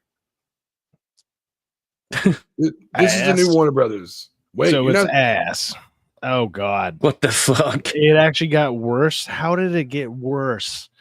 What are you showing me right? This is awful. What's this got to do with Sabrina Carpenter? Well, I don't have the music playing because we'll get hit, but this is the short that DC puts out. If you're subscribed to DC on YouTube, this is what they put out every single day. Okay, every single shit like this. He's flexing to Sabrina Carpenter. No, baby, not me, espresso, and then switch it up like Nintendo. Yeah, that's why Sundance needs to come in and change everything, because like I was saying yesterday, they're not down with any of this DEI. All this they're not down with it. They're not with it. So this is the new DC. They're going to clean it up. People like Matt Reeves or Diane Reeves, even he has that one dude, like Selling the Vengeance will tell you, even he has like white dudes that are gay as shit that are trying to make it DEI. I mean, let's be honest. We got Black Catwoman, Black James fucking Gordon. That's I'll allow that by saying that's HBO, right? But is it? That's just the Warner Brothers. That's HBO. That's fucking DC now. They took these fucking things that we remember from the 90s, and this is what they inject. Everything is either you don't want to know who he's banging. DK Bones is saying Sundance will change all this. I don't know. Man. Sundance like super like Sundance Film Festival and stuff like that. Don't they usually do more indie style stuff? And if you look at what indie usually leans towards, it's kind of, I mean, that's where all like the gay movies and all that stuff used to just be. They used to all just be indie stuff, and now it's like, oh no, it's all just in all your media now. But it's like, no, that's where like indie movies kind of used to shine in their own right or whatever. It's like, oh, it's a good movie, but it has these themes or whatever. If you want to watch it, go. I don't know, find it at one fucking theater that's playing it once the whole fucking run or some shit. Like, that's it. Now it's like, oh yeah, if you want to go see a gay whatever, just turn on your fucking local kids show. Like, like it's fucking insane. Yeah. But I don't know if Sundance will change anything. Yeah, but the Sundance, as far as the movie company, they don't have nothing to do with the Sundance Film Festival. Those are two things. Oh, okay. I was assuming it's the festival. My bad. No. Oh, really? I didn't know that. The Sundance Film Festival is organized by the Sundance Institution, a nonprofit organization. Okay. So they don't have nothing to do with the movie company. Yeah. I thought it was all connected. Nah. I mean, I've only heard Sundance referred to as the festival. I guess now that I'm thinking about it, I feel like I'm seeing a logo in my head for the start of some movies that say Sundance in it. Yeah. So But I assumed it was a part of that. Well, this is, I don't know if this is Sundance, but we did have a film festival the other day. I think it was, what was the one we had over there? I don't know where this is from. A film check out festival. what Sundance movie, like what movies. We can't, if Uncle T's here, make sure nobody shares this with Uncle T. You hear me? I can't let him see this. We're going to watch this because if he sees this, this will be fuel for the fire. He'll nonstop share it all the time. So we definitely, if Uncle T's here, turn the volume down and hide your screen. Don't let him see it, all right? This is the new Christie trailer for 2025. Fan made. It's fan made, but I just want you guys to see my girl Sydney Sweeney and how good she looks. Don't let Uncle T see. Whatever you do. Oh, he's gonna have some new material with this one because they uglified her, didn't they? Uglified the shit out of her. Let's say if she's not a blonde, Uncle T might be right. That's the best she looks right here. There's some parts in here where her hair is not like wet. Oh my god. Yeah, she looks beyond average there. She looks like I would say, yeah, that's a 2, maybe a 3. Wait till you see her in the fucking gym. He's gonna take this one picture right about, where is this side fact? Here's a picture of her in the fucking ring without her helmet on and her hair. There it is. Yeah. That's actually, I mean, that's not bad. That fits for the time and the age. It kind of makes her look Asian. What is going on there? That's weird. Do not share this to Uncle T. Whatever you guys do, make sure you turn off the screens. No, you can use that as let me see. You can use that picture as a super Karen. Dude, the actual picture of her though, she's you see the hips. The hips are fucking wide. She got some dick. I wouldn't be surprised if fucking. They said she put on like 30 pounds. I don't know if it was 30 pounds of muscle or probably a mix. Oh yeah, and I tell you what, there's a picture that she's talking to the girl Chrissy Martin at the premiere, and whoa, she lost all her weight except for in her titties because her titties are fucking so goddamn big now. She has to have like 2 fucking push-up bras holding damn things up. The 30 pounds she gained went right to her titties. We got Timu T in the chat. I'll be Uncle T tonight. It's like, this what you like, bro? This right here? Come on, man. Mid as fuck, bro. Exactly. That's what I'm saying. Don't let him see this. You know exactly what's gonna happen. We got mid bones in the chat. Let's mid bones. DK, this right here, he gonna have it in the background. Be like, she's fucking. This is a 4. My God damn it! Here we go. I know, but not that picture, not her, not like that. No. So, but I tell you what. Apparently, this is gonna be a good movie. This is like a fan made. Yeah. But she was sitting there learning the box with the girl, had a good old time. There it is. Yeah, look at me. I'm going. Yeah, awesome. You can use that. I mean, they did a good job at changing her. She doesn't look like her at all. Doesn't. Because she's not a natural blonde. That's all we see her as. That's her natural hair color, and they fucking gave her a shitty hair color, shitty haircut, and she put on some fucking weight. But yeah, but it's also set in what, the 80s or 70s or something like that. I think it was the 80s. I mean, with the other hairstyles there. I mean, there's a dude with an Elvis haircut. That's why I said it kind of fits the time because look at the background. You see Don King in the background. Oh, it is, ain't it? I didn't notice that. So you got it fits with the time. That's what I'm saying. So it's not a bad movie. Yeah. I think the most dramatic change that I ever seen as far as a beautiful actress was Charlize Theron when she did her that movie. Was it Monster? Yeah, you couldn't even recognize her if you didn't know. Yeah, oddly enough, she went on to become a monster by adopting like those black kids and turning them trans. No, side facts. Her kids are brave, and she's even more brave for allowing them to be their true selves. Stunning and brave from Africa to come to her and do what they're doing. They really needed that money. They're probably sending money back to the tribe. Like wow, you went and bought African children and then forced them to do what you want. I think there's a word for that. Isn't there a word for that? I think that's been tried before. Yeah, it's like I wonder if I wonder if she even flew him out here or if she got him brought by boat. Like probably flew him out. I heard a word the other day. I didn't know what it was called. I didn't remember what it was because I was talking to Andy. It's what is it? It's not slavery. It's like Indentured servantry. Is that what it is, Abe? Indentured servitude. Indentured servitude. It's not slavery. It's indentured servitude.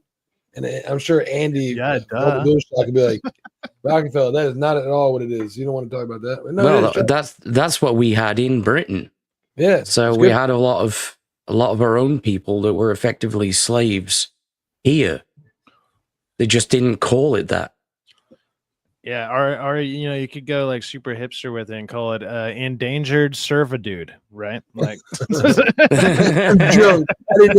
the Californian way. It's like, no, man, I'm California, even though nothing happened out here because this wasn't established yet. But out here, it would have been endangered servitude. You know, like, come on, bro.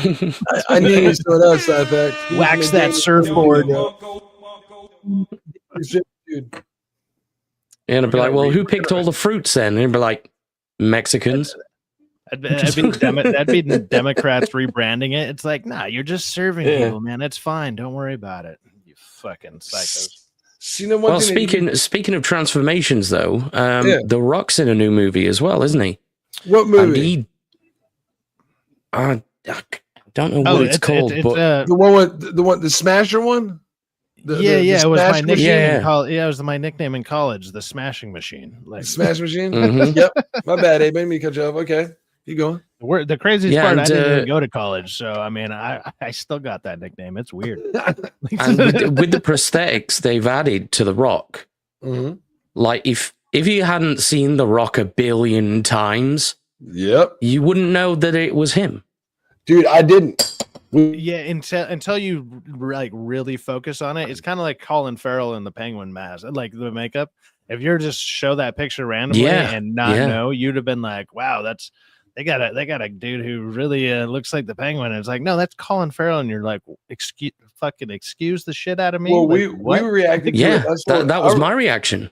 We reacted to it on here, and I saw it first, and I told Syfax about it. I was like, Syfax, who is that? He's like. I was like, that's the fucking Rock. Can you believe that? He was like, who else would it be? Look how fucking big he is. I was like, well, I mean, but the first time I'm watching it, they only showing headshots. It's a big fucking guy, but you're not seeing like the depths. You don't know how tall he is. Yeah, it could be a short fucking dude that's fat. That's got The Rock was 6'4", 300 pounds. He could be fucking 5'2".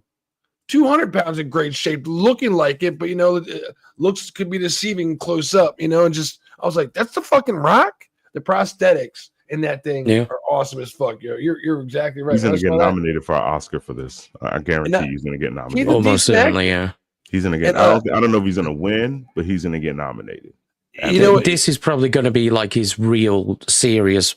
Breakout. That's what he's saying. He's saying that he doesn't want to do any corny movies like that anymore. Like he's really being picky on the roles that he's doing from this point on. That he really wants to do more serious films. So I think he said that this Jumanji movie that is coming up is his last one that he might be doing. Jumanji. Yeah, I mean, you gotta feel bad for the guy because like the past 10 movies he's done, he's just been in a jungle for some reason. And you're like, what the fuck? Why do you keep putting The Rock in a jungle? They make a lot of money. A lot of people go see it, so they like seeing him in it. But this is gonna. I mean, when I seen the preview a few months ago, I was like, "This is really The Rock." Like, I knew automatically it was The Rock. You could tell and see that it's him. Right there. You can kind of see, but I think this is the second trailer. So it starts off like this, and I wasn't like kind of paying attention, right? And if you're not paying attention to this part, when I looked up, I was like. Then I started looking here. I was like, okay, and it kind of just close-up shots. It's just his demeanor in this film. He's different. It's not, a comedy. It's just seeing him really serious. It was actually his musculature that made me think his body is very much like The Rock's. And then I looked a little bit closer to the face. I'm like, holy shit, that's The Rock.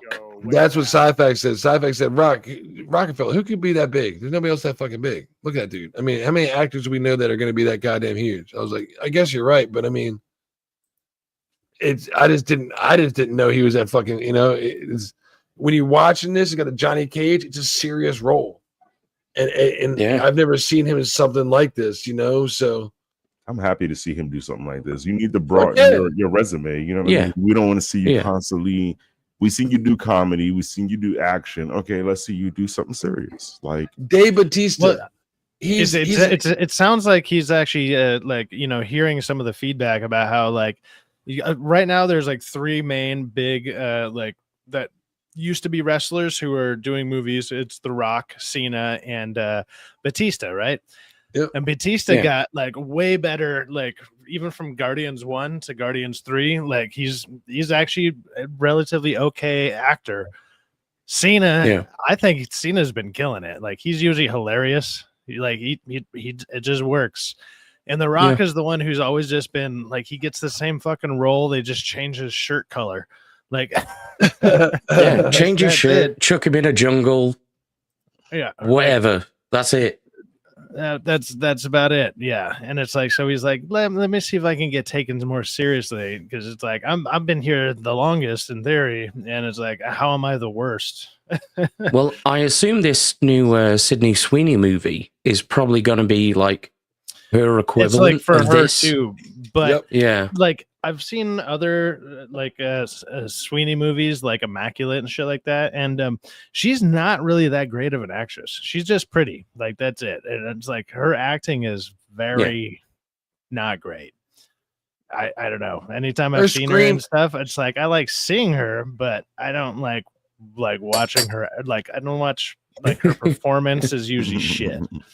I did see like 2 episodes of her in Euphoria. And she's definitely a good scream queen. She would be like in a good like horror movie, run away like, oh god. There's a part where like she's like cheating on her.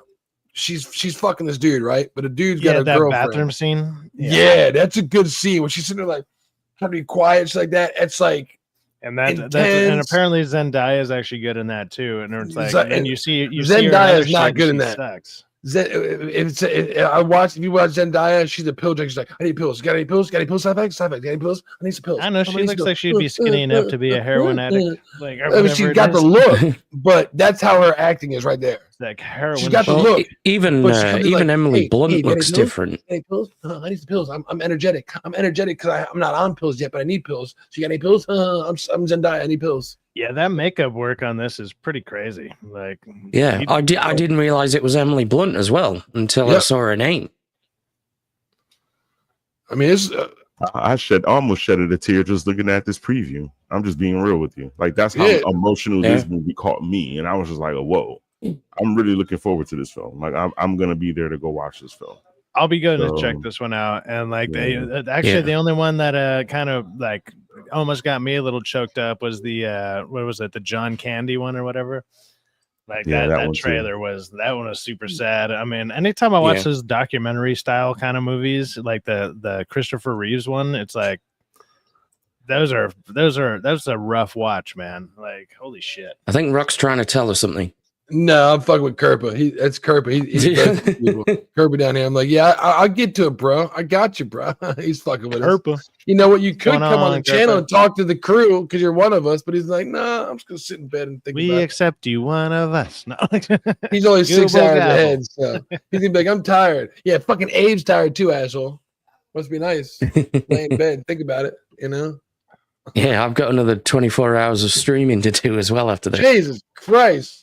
Must be a long weekend, huh? It is every weekend. Older I get, Abe, my busiest part of the week.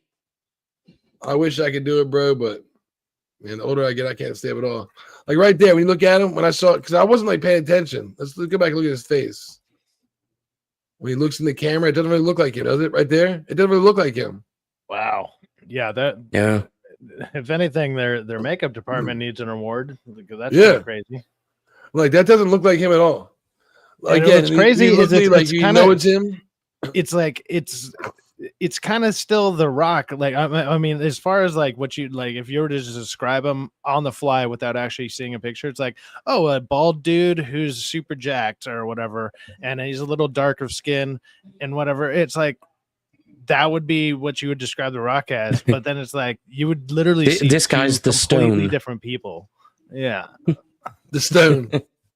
Like his eyebrows are so different and everything. The Rock is now the Pebble. They did a great job. 60 pounds, The Rock is now the Pebble. I'm like, That's he's the dumbest headline I've ever 260 seen. pounds. Yeah, you know, he's only a fucking 100 pounds more than me, and fucking probably in better shape than anybody that's writing the Rock now a pebble.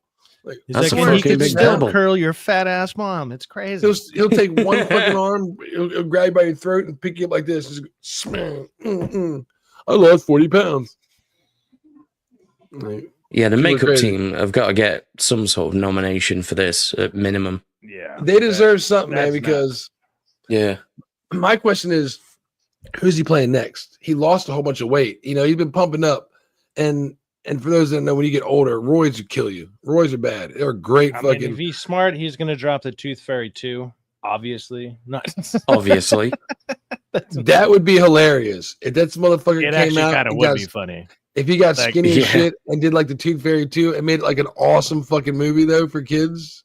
Well, he has lost a lot of weight recently, hasn't he? So he's lost a lot of weight. That picture we showed last week, but again, he's still big as fuck. They say I thought he lost 60 pounds. I thought it was from 300 to 240. Was it only 40 pounds he lost? I thought it was 240 it went down to. I think he lost 60 pounds. Went from 300 a lot of it, pounds. I think it's just the clothes. It looks like he didn't go buy new clothes for his new size. Right? That's the problem, man. So it just looks like he's wearing his same old shit. So it looks like me, right? In decent shape. Then if you now take me put 4XL clothes on, he'd be like, damn, Rock is fucking on Ozempic. I can't be on Ozempic. I can't get any skinnier than I am. The problem is I got huge ass clothes on, and it looks like you can see my neck through it. You'd be like, is he shrinking in his clothes? Oh, I just seen something so interesting on IMDb. Tell me why they're remaking Big Trouble in Little China. No. With The Rock. Who is? With The Rock? The Rock. Mm-hmm. If you look at his credits for the IMDb, he's doing Moana. He's doing a San Andreas Part 2. He's in a Fast Sex, another Jumanji, but he's doing a. Who's he gonna play? Lopan? I don't know. He's probably gonna play this guy's role. What was his name? Jack Burton. He's probably gonna be Jack Burton in that movie. But they're showing him in there and supposed to be starring in that movie. It's in production. I think Kirk is losing his patience with us. Abe, are you trying to tell me something? We'll be watching we'll watch the trailer here in a little bit. Hey, Kerpa, just let us know when you leave. That way we can watch it. Hey, Kerpa, once you go to bed, let me know so I can turn it on for you. All right, bro? I got you, bro. You're my boy. I wish you were here with us, but since you aren't, this one's for Kerpa. Let's do it. Let's do it for the Gipper. Let's do it for the Gipper, Cyfax. So you can't be here. All right, let's unmute this motherfucker. I didn't watch this yet. I was waiting for this. It's just a teaser. I'm glad you haven't seen it. I had to watch it because when Kerpa sent it to me earlier, I'm sitting right next to my little nephew who's in 3rd grade. I just picked him from school. His last day for he goes on a 3-week vacation, and we were sitting there watching Disney. He has year-round school. Oh, so they you know, he had a 3-week vacation because they split it up, and so he saw the first one in the movie theater with me, loved it. Him and his older brother. He's fucking. Besides this movie, it's this and Miles Morales, the Spider-Verse. So I was like, I don't want to watch this. I'm watching YouTube and chill, but fuck, I gotta watch with my nephew first. He's like, oh, Uncle Jay. So here we go, Kurt. But this one's for the Gipper. It's great.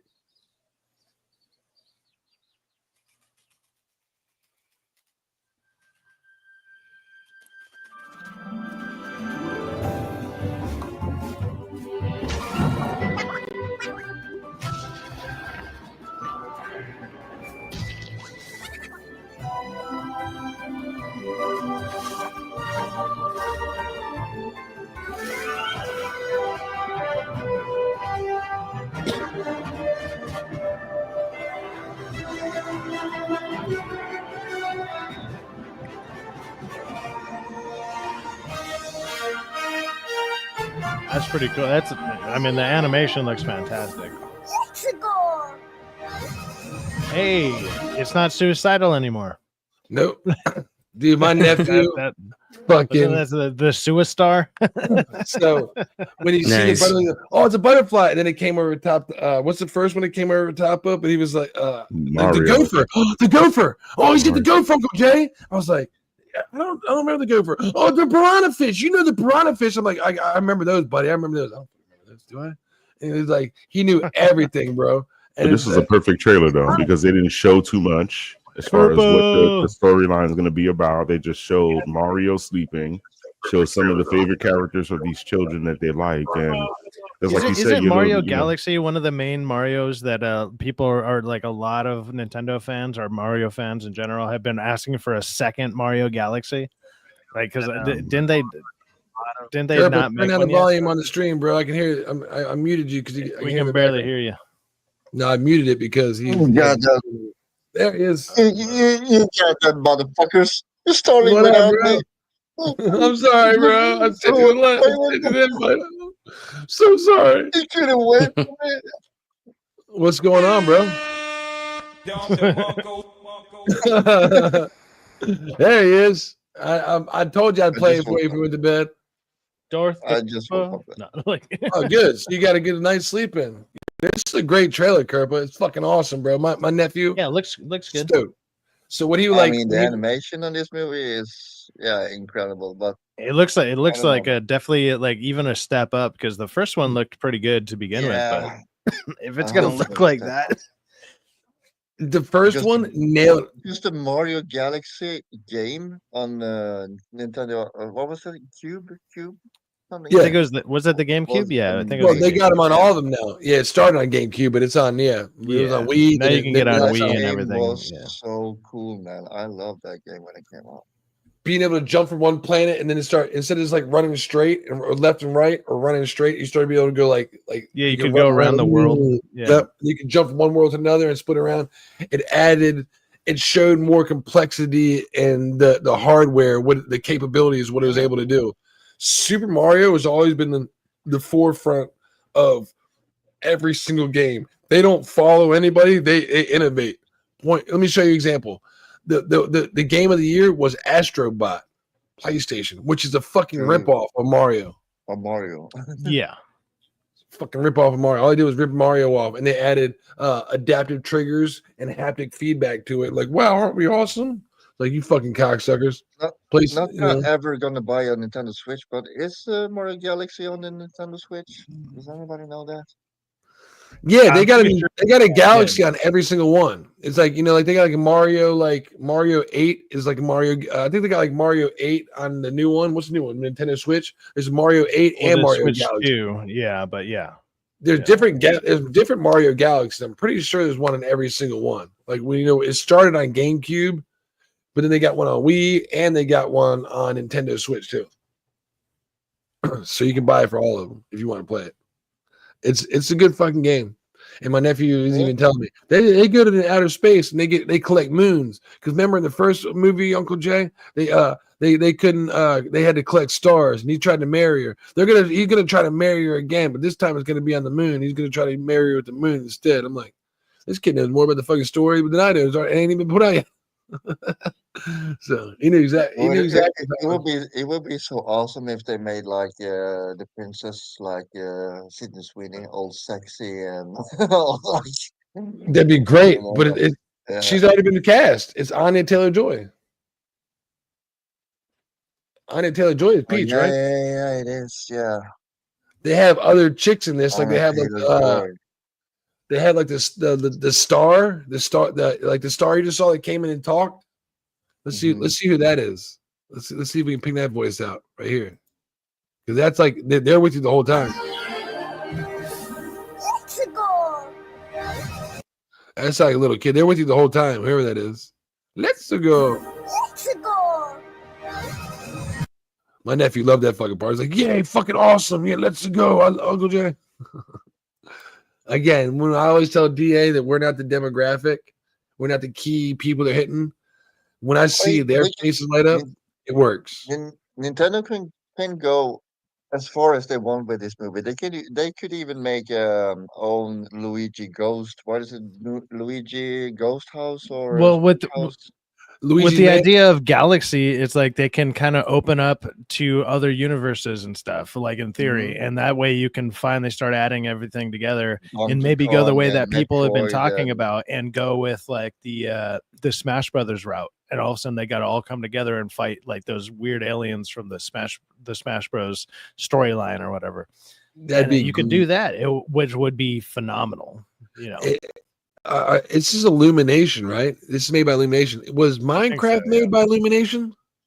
No, it know, was no. Mini-Me. What was it? Those yellow thingy. Despicable Me. That's Illumination, right? The Minions. That's Illumination. That's who makes that is Illumination. It's Universal, isn't it? I thought it was Illumination. Because that's who's making fucking this. Illumination under Universal, maybe? Because I don't know. Because it's Nintendo and Illumination, so they're making it too. If they're making that, then in Minecraft, it'd be an easy tie-in to where one of these galaxies could be. You know what I mean? They could see a Minecraft galaxy, and just a little quick hint nod. Even if Illumination did Despicable Me, Minions, The Grinch, Hop, The Lorax, Sing, Secret Life of Pets, stuff like that. I love Sing. My nephew loves Sing too. Mario Brothers movie, the first, Sing 2. Yeah, Sing 2 wasn't that great. Sing, we like Sing 2. I mean, also not Sing 2. Sing 2 sucked. Yeah, I don't know what that is. Like, it's a diversity movie where all the different animals come together and they save the clock tower. One of those type deals. My nephew you weren't kidding. You actually watched it. Yeah, no, and my nephews love it. I thought you were fucking around. Nah, it's a good movie. So it's one of the ones that, some of the animation movies when we watch them, I watch them because he's in 3rd grade and one's just now in 9th grade. So when I watch with them, if they want to watch them, the 9th grade are not so much anymore. But we used to watch when I talk about Soul. I think Soul is a good movie. Soul is a wonderful movie. People always say when they talk about sci-fi, Kerpa, it's a DEI that came out in COVID. It's a DEI. I'm like, I don't give a shit. That's a good fucking movie. It's got good music in it. It's got a good message in it. Good story writing. I think the one that had that was kind of based around music or whatever for the most part was Coco. Coco was excellent. And they're coming out with a part 2 about that one. I'm so scared about that coming out of part 2 because it's like one of the movies I feel like is timeless. You could leave that alone, just like Nightmare Before Christmas, and it'll always be. Me and my 3rd grade nephew, the one he's in all the movies. We watched the past 2 years. We've been watching Nightmare Before Christmas on the way to school every Halloween. Last year we incorporated Coco because we saw Coco like 6 months before last year's Halloween. Yeah, and then the De La Muerta or whatever. Yeah. So now we watch Coco. And sure. Nightmare Before Christmas. 10, 15 minutes every day before we go to school during spooky season. And Coco is a great film. It's a great. The soundtrack is tight. Soundtrack. The music is very positive, and to watch it with your family members, to watch it with my nephew, who again, my nephew is. I always say it because my brother passed away. For those who don't know, my mother takes care of my older brothers who passed away as kids. So my nephew is very, it's like very special to me. Getting to watch him grow up and to watch these movies about somebody passing away. And our grandma just passed away this year. My grandma, which is his brother, great grandma, and so he understands now what it's like to have Grandma Coco pass away, and it's a fucking hard movie to, but it teaches the youth. Like right now, it's not registering to him because he's just a kid. He thinks of it's just like, well, everybody goes through it. Coco went through it. Fucking, I forget the kid's name now. What's the kid's name? Miguel went through it. I remember one of my first funerals I went to. I think I was like 9 or 10 years old, and it was my aunt's dad. And I had met him a few times or whatever, but I didn't understand the significance of it until when I was about 17, 18, and a good friend of mine died. And I was at a job site, and I get a phone call like, "Hey, we just lost Jay in the river, man, and we think he drowned." And then the next day, it was confirmed they found his body, and I was just like, it fucking broke me, man. I was like, Jesus Christ, it was, And then from that, literally that year on, it felt like for the next 7 years after that, like people were dying in like 2s and 3s throughout every year. So I was like, man, I'm going to way too many funerals in my 20s. This is insane. When you're 10, you might know one person at the most that passed away in your life. Then you get 15, you might know 2. Then you get 21, you're like, man, I know 3 people that have died. Isn't that crazy? And you start getting 25, like, and man. It's like, it's January 3rd. Like, what happened? Like, start tumbling. And you get old, you're like, man, everybody fucking started dying. It's, yeah, man, life sucks, man. You know, but it's just the way it is. So what happened with Charlie? Sadly, you kind of become a little bit numb to it, and you're just like, I mean, you get to a point of acceptance to where, yeah, obviously everyone's going to go at some point. Like you hear that all your life, but until you actually start fully experiencing it, you don't understand. And then once you do, you're just like, okay, I get it. I get it. I've buried 2 relatives this year alone. Brutal, man. It's fucking crazy. Yeah. It's hard. You do kind of get numb to it. Yeah. Those are rough years. Me and Abe were talking about that earlier. What were we calling it? Abe, you get what I say? You get it's like your mind gets calloused to it. Desensitized. Desensitized. The word I was using. Your mind gets calloused to it. I was telling Abe, you know, if you're an EMT, they show you titties. Like when you go in there, like if you're an EMT worker and you're doing like first responder and stuff like that, they'll show you like titties. His specific words were, they show you titties and dicks. And titties and dicks and dicks and titties. Let's say if I gotta rip somebody's shirt open and give them chest to chest, mouth to mouth, chest compression side effect. That was mouth to mouth, chest compressions,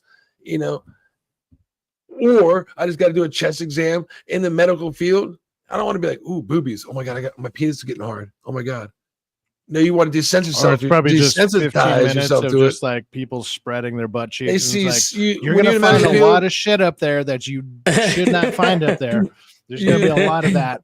They show you so many, and that's why, like, when you see Sweeney's titties, you're like, man, my penis is soft still. I don't know what the fuck happened. It's like, well, you're desensitized to it. You've seen so much of it. Boy anymore. You're not an 11-year-old boy.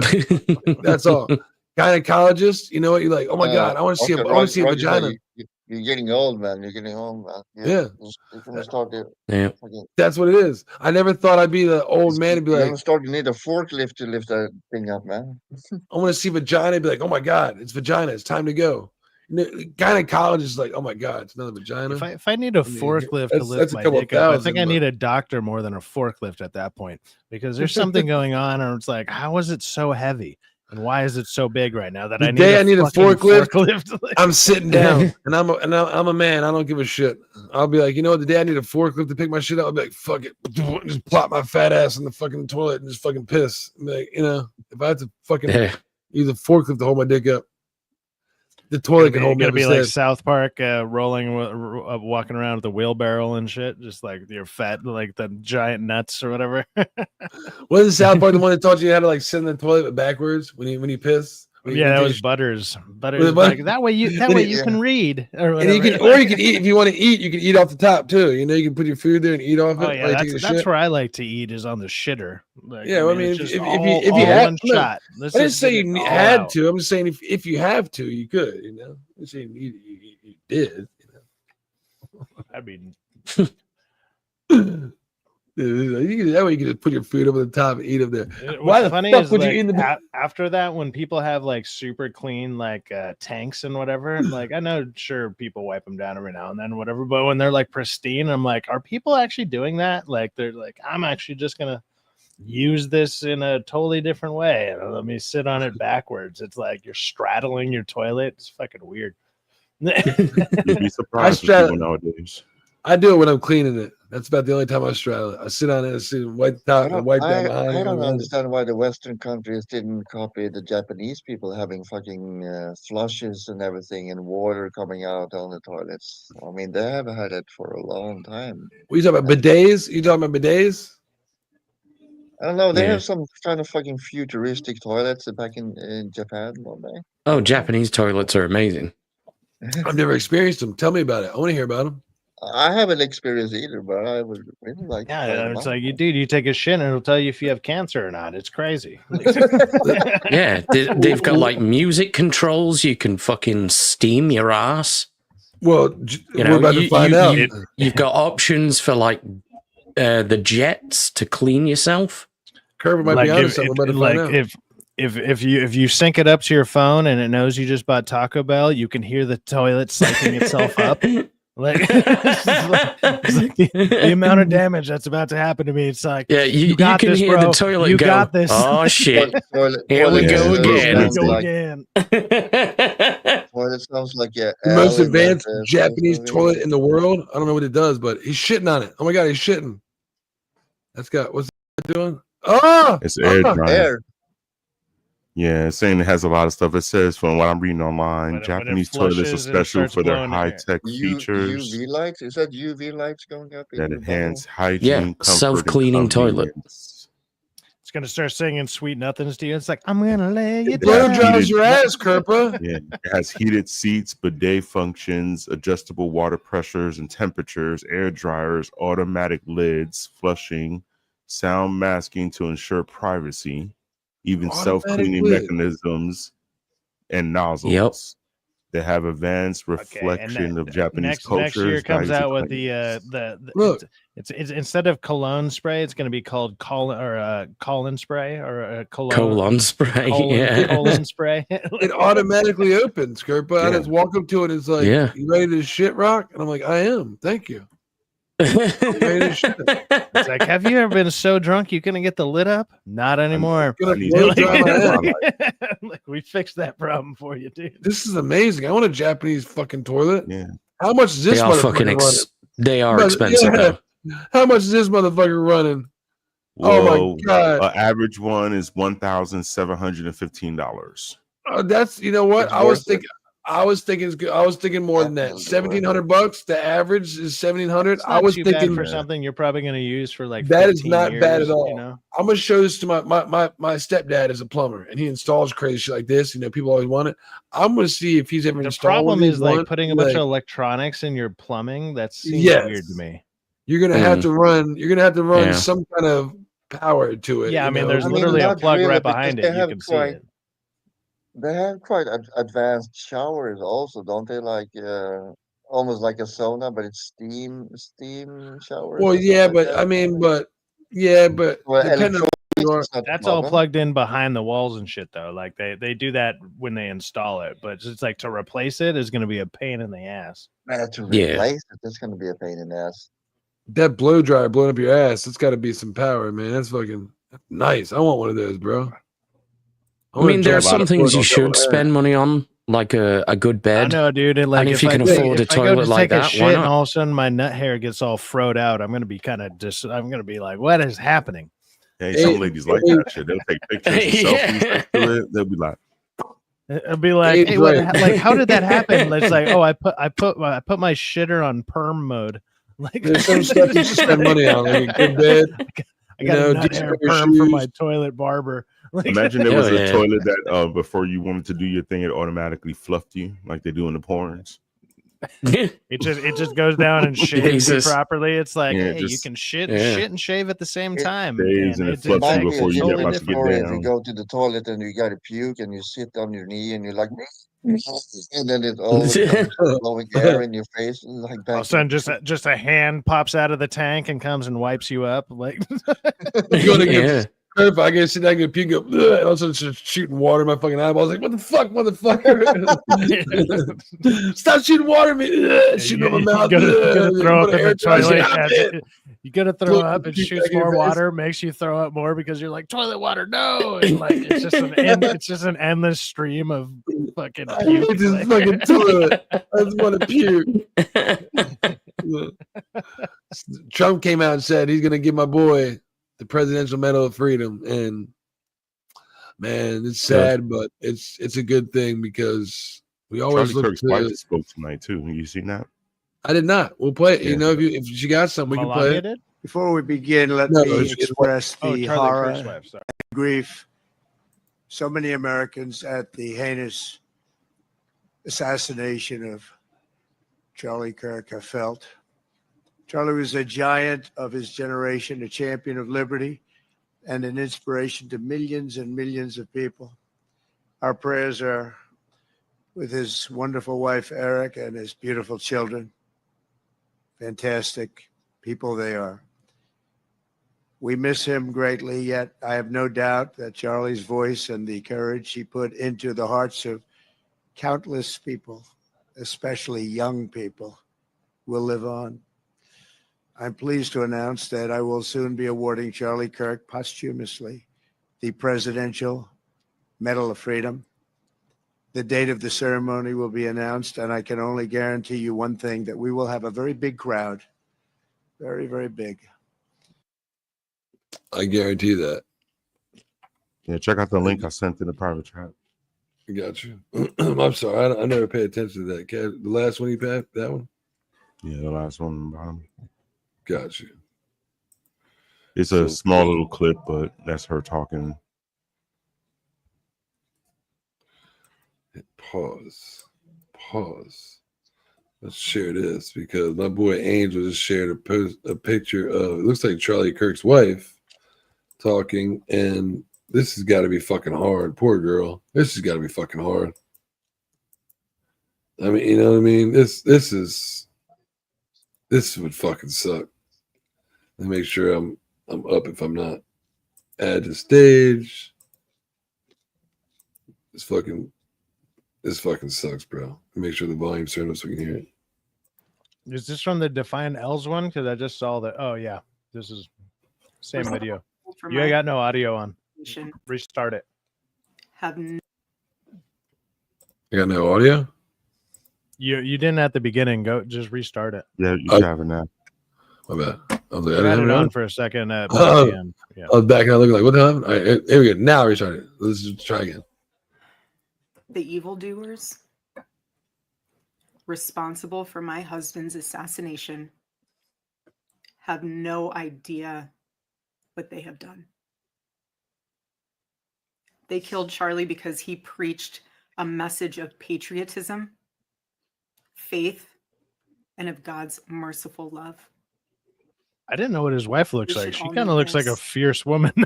If you thought that my husband's mission was powerful before, you have no idea. You have no idea what you just have unleashed across this entire country and this world. You have I see vengeance in her eyes, man. You have no idea the fire that you have ignited within this wife. The cries of this widow will echo around the world like a battle cry. Yeah, that gave me chills.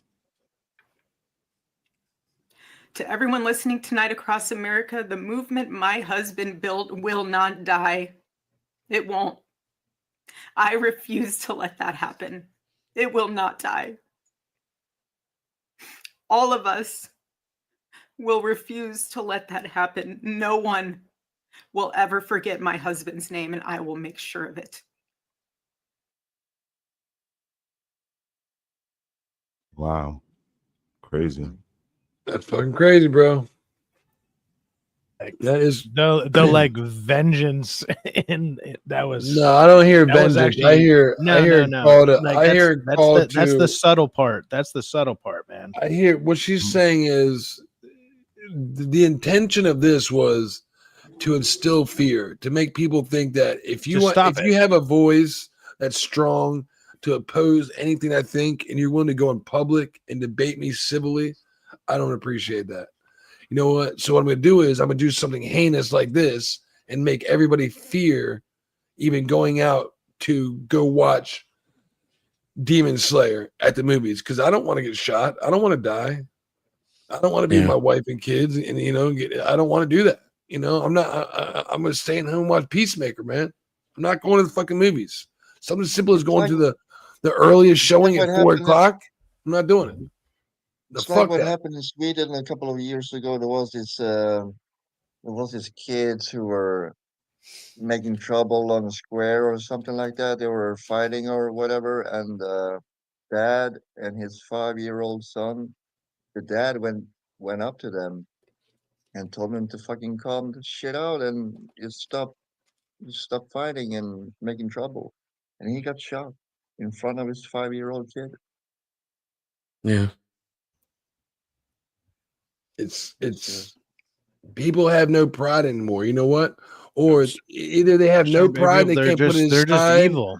or they had too much fucking pride and they can't swallow their pride. I don't know. When an adult came up to me and told me, "Hey, stop being fucking, bad. No, quit that's acting the thing. out. You're in timeout." I wouldn't say, the "What thing where you're using the wrong word there. They're not prideful. They're fucking narcissist. That's all they are. They're fucking narcissists. There's no pride in what the fuck they're doing. They have, as a party that goes out there and says like, oh yeah, we support pride events and whatever. They're the least fucking prideful people. They have no they don't understand what it fucking means. They don't understand what pride would ever mean because they have none. They're not prideful. They're fucking they're despicable, man. It's disgusting to see. And I mean, as much as it like even in my stream when I was saying it, I'm like, I don't want any of the violence, but I'm not going to be surprised when some of this shit happens, because you basically sat there for the last 10 fucking years kicking a fucking cage that had literally tigers and bears and shit in it. The people that you say, oh, all we do is you do MMA, you do gun shoot, or like you go and shoot guns for sport, you kill for sport, like whatever. And then you went and kicked that fucking cage for 10 fucking years. And then you you literally shot the messenger. You're so educated, but you've never read that in a book somewhere. Don't shoot the fucking messenger. Are you fucking stupid? And now you're going to be sitting there complaining. There's already one video out there of that dude who tried to roll around on like a scooter and it was like, fuck Charlie Kirk. And he immediately got his ass beat. Like they beat the shit out of that dude. And I didn't see that one. And that's, and look, they didn't pull guns on him or anything. They were just like, okay, this is what's up. Look, I saw one. That's the easy, like that's the smallest little thing. Some asshole pulls up to the campus, sits down, puts a table up and puts like pieces of paper on it, said Charlie Kirk deserved it. And of course he's got a mask on and sunglasses and hat. So his whole fucking face is covered. Sitting next to him just like, Charlie Kirk deserved it. As a little table. You know how Charlie, you just put like so-and-so and then, have something there controversial and say, debate me. Well, his was Charlie Kirk deserved it. Somebody went to grab the fucking table and said, flung the fucking table, and when he tried to grab it, they grabbed his ass and threw him into the fucking pond. So they didn't hurt him. They did shame the shit out of him. And then I'm like, you know what? That's what America's about. That's what we used to do in the old days. You got freedom of speech, but you don't have freedom of fucking being publicly shamed. You know what? You don't got freedom of consequences. You got $100,000 fucking job. You know what? You're supposed to be teaching kids and educating society. How about you fucking get removed from that and get blacklisted until you do something positive to regain trust from society, to get instilled into a $50,000 a year job, enough to pay your fucking bills, just enough to get by. Until then, there's been this invisible fucking line that like basically anybody on the right has been like, look, obviously we can't do what they're doing, because then obviously it's like, we'll see what happens, blah, blah, blah. And it's like, okay, you fucking cross the invisible line. And now when people start to retaliate, they're like, does this solve anything? And it's like, you motherfuckers did this for 10 years. What did you think it would happen? Like, how do you play this out in your mind? Like, I know I keep using the analogy of like, kicking a fucking cage with lions and tigers and shit, but it's like, just look at the same thing with like other types of animals or whatever. Something that's what is abused for so long, all of a sudden you let it loose. Good job, you fucking idiots. Cut the chain. You did all the stupid shit for so long, and then you're like, well, let's go ahead and just shoot that chain, and well, cool.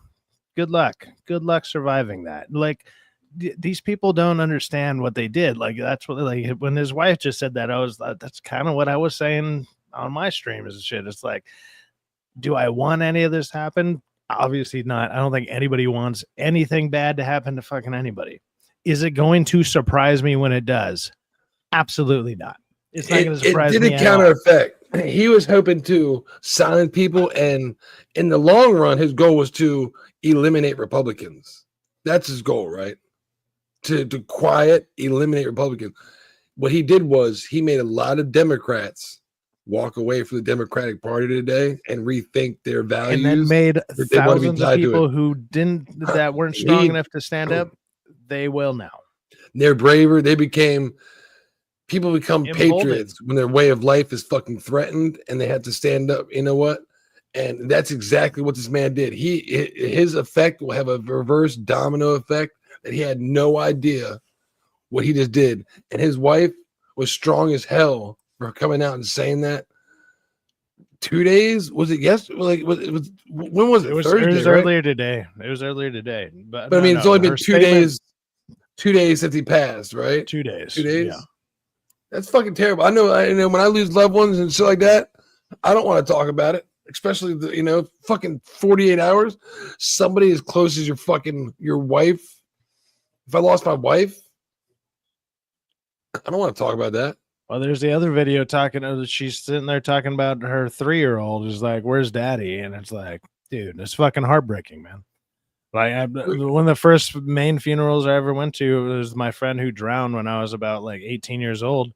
And he had a little girl who was like, 2 years old or some shit. And he was a very young dude. And it was like, that was the most heartbreaking shit I've ever seen in my goddamn life, was watching her walk up to the picture, like all stumbling, like how they do that 2-year-old kind of drunk walk, whatever, up to the picture. And it was like, doing the grabby thing. Like, it's like, it was the fucking saddest thing. Like nobody's words or anything were anywhere as sad as watching that. And I was like, fucking A, man. Like it broke everybody in that church. It was crazy. Life sucks, man, but we all experience it. The best thing we can do is hang out together and try to find some kind of light at the end of the tunnel, some positivity. Nestor Pinellos, what up, bro? How y'all doing? My bad for being late. You are late. We are coming to the end of the show. So you got here to say goodbye, man. Good job. But we ain't saying goodbye. We remember one or two things before we go. Like when times were better, side facts. Remember when times were better? Let's go with that. Better times. This is what Trump talks about when he says, make America great again. Remember when the PS2 was being released in 2000, Angel? Do you remember that? Yeah, I remember I couldn't afford it. real facts, my boy right there. Yeah, I remember I was young enough that my mom and my grandma had to afford it for me, so I wasn't worried about my man. He was hustling. My man right here hustling. You know what I mean? He got a PlayStation 3. That was on me. He might, what? He looked like he a token. He got some good money. He got some earrings. Got a nice hat. Got a nice sweater on. Maybe his family got some cash. You know what I'm saying? But I didn't get it until like that Christmas. I would say for the PS2. I got it maybe that Christmas, but when it came out, I think it came out like during the summertime, from what I recall. That's when you know you're doing good, but also want to hide it to where your hat's actually like 6 inches above your head, because that's actually where you're keeping all your money. It's under your hat. But watch the difference in 24 years. Waiting up all night because it's the entertainment system of the future. Of the future. Been here all night long. Yep. So you have number 46. You're guaranteed of getting one today. Yep. Guaranteed. Well, I think the PS2, right up until very recently, was the best-selling console of all time. Mm-hmm. Yeah. It held that spot for like 20-something years. Yeah, he's right. I had two in my PlayStation in my Monte Carlo. I had one underneath the front seat for my fold down for my TV in the front, and I had one in my trunk for my pop up trunk TV. You can do what they're doing nowadays. They would have got robbed as soon as they stepped out. How big was your Monte Carlo that you were living in it with two TVs? Not like well, I had a TV like the one that came out and folded out like the when it came like. It came out like this, a little 7-inch, and I had the one underneath the front seat that was wired, so the people up front could play that. And then in the back trunk, I had another one when he popped the trunk. I had a TV up in there. Did you pimp your Monte Carlo? Is that what you did? Fucking pimp the shit out of it. It's bad as fuck. But I was young as fuck and stupid as shit. Now I'm that might be the whitest shit I've ever heard. And like we were talking DA's off the night, he was like, my ride was still on.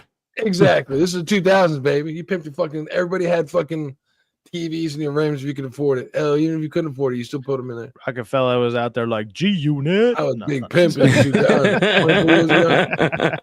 Young man. Shit. How old am I? I was 19, player. I was rolling solo for Dolo. Get the fuck out the way. Yeah, man. Out there slanging Slanging. You know what he's doing. Slanging. We were all young. We had to worry about that shit, you know? Everybody had them. DK said I had one in the Navies. We had PS2 parties. No gay stuff, though. See, if you got to say it, I don't believe it. I mean, it was the Navy. Shit. Like, that's your cause. Gay! In the Navy. DK Bones went a little gay in the Navy. Oh, no. No, don't jump off the ship now. I saw this one too. I hope I don't get into music. I shouldn't. Even if I do, who cares, right? But this is some positivity we can end with. This is my boy Spider-Man. You know, we all love Spider-Man.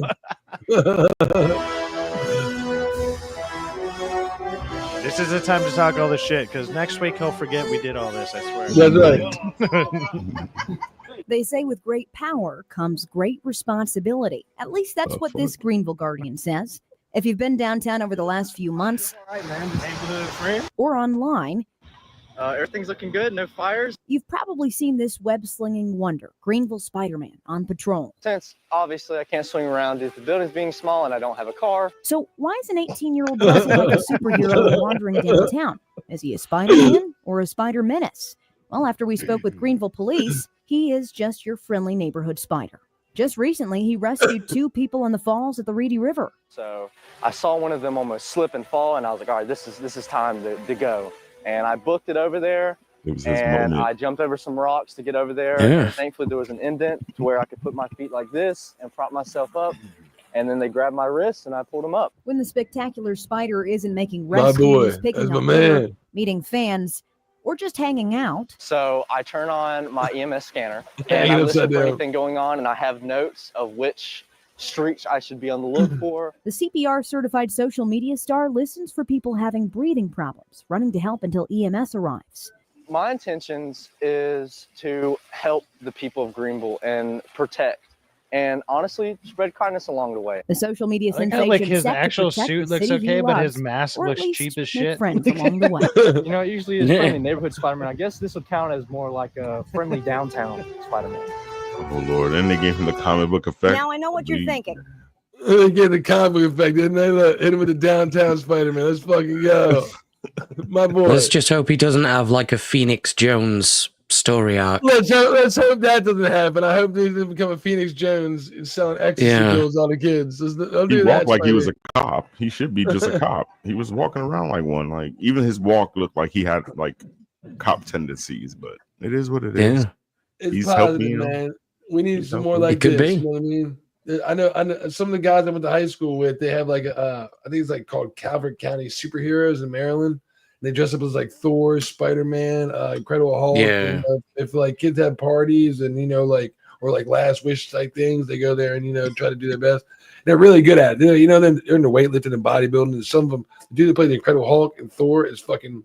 He's pretty decent, and the Spider-Man guy, is into acrobats, shit like that. So it's like, to us, it might seem corny and gay, but there's some kid out there that doesn't know the difference. Like when I showed this to my nephew earlier, we were watching it. My nephew, he's like, "That ain't real, Uncle. That's not Peter Parker, Uncle Jay." I said, "I know."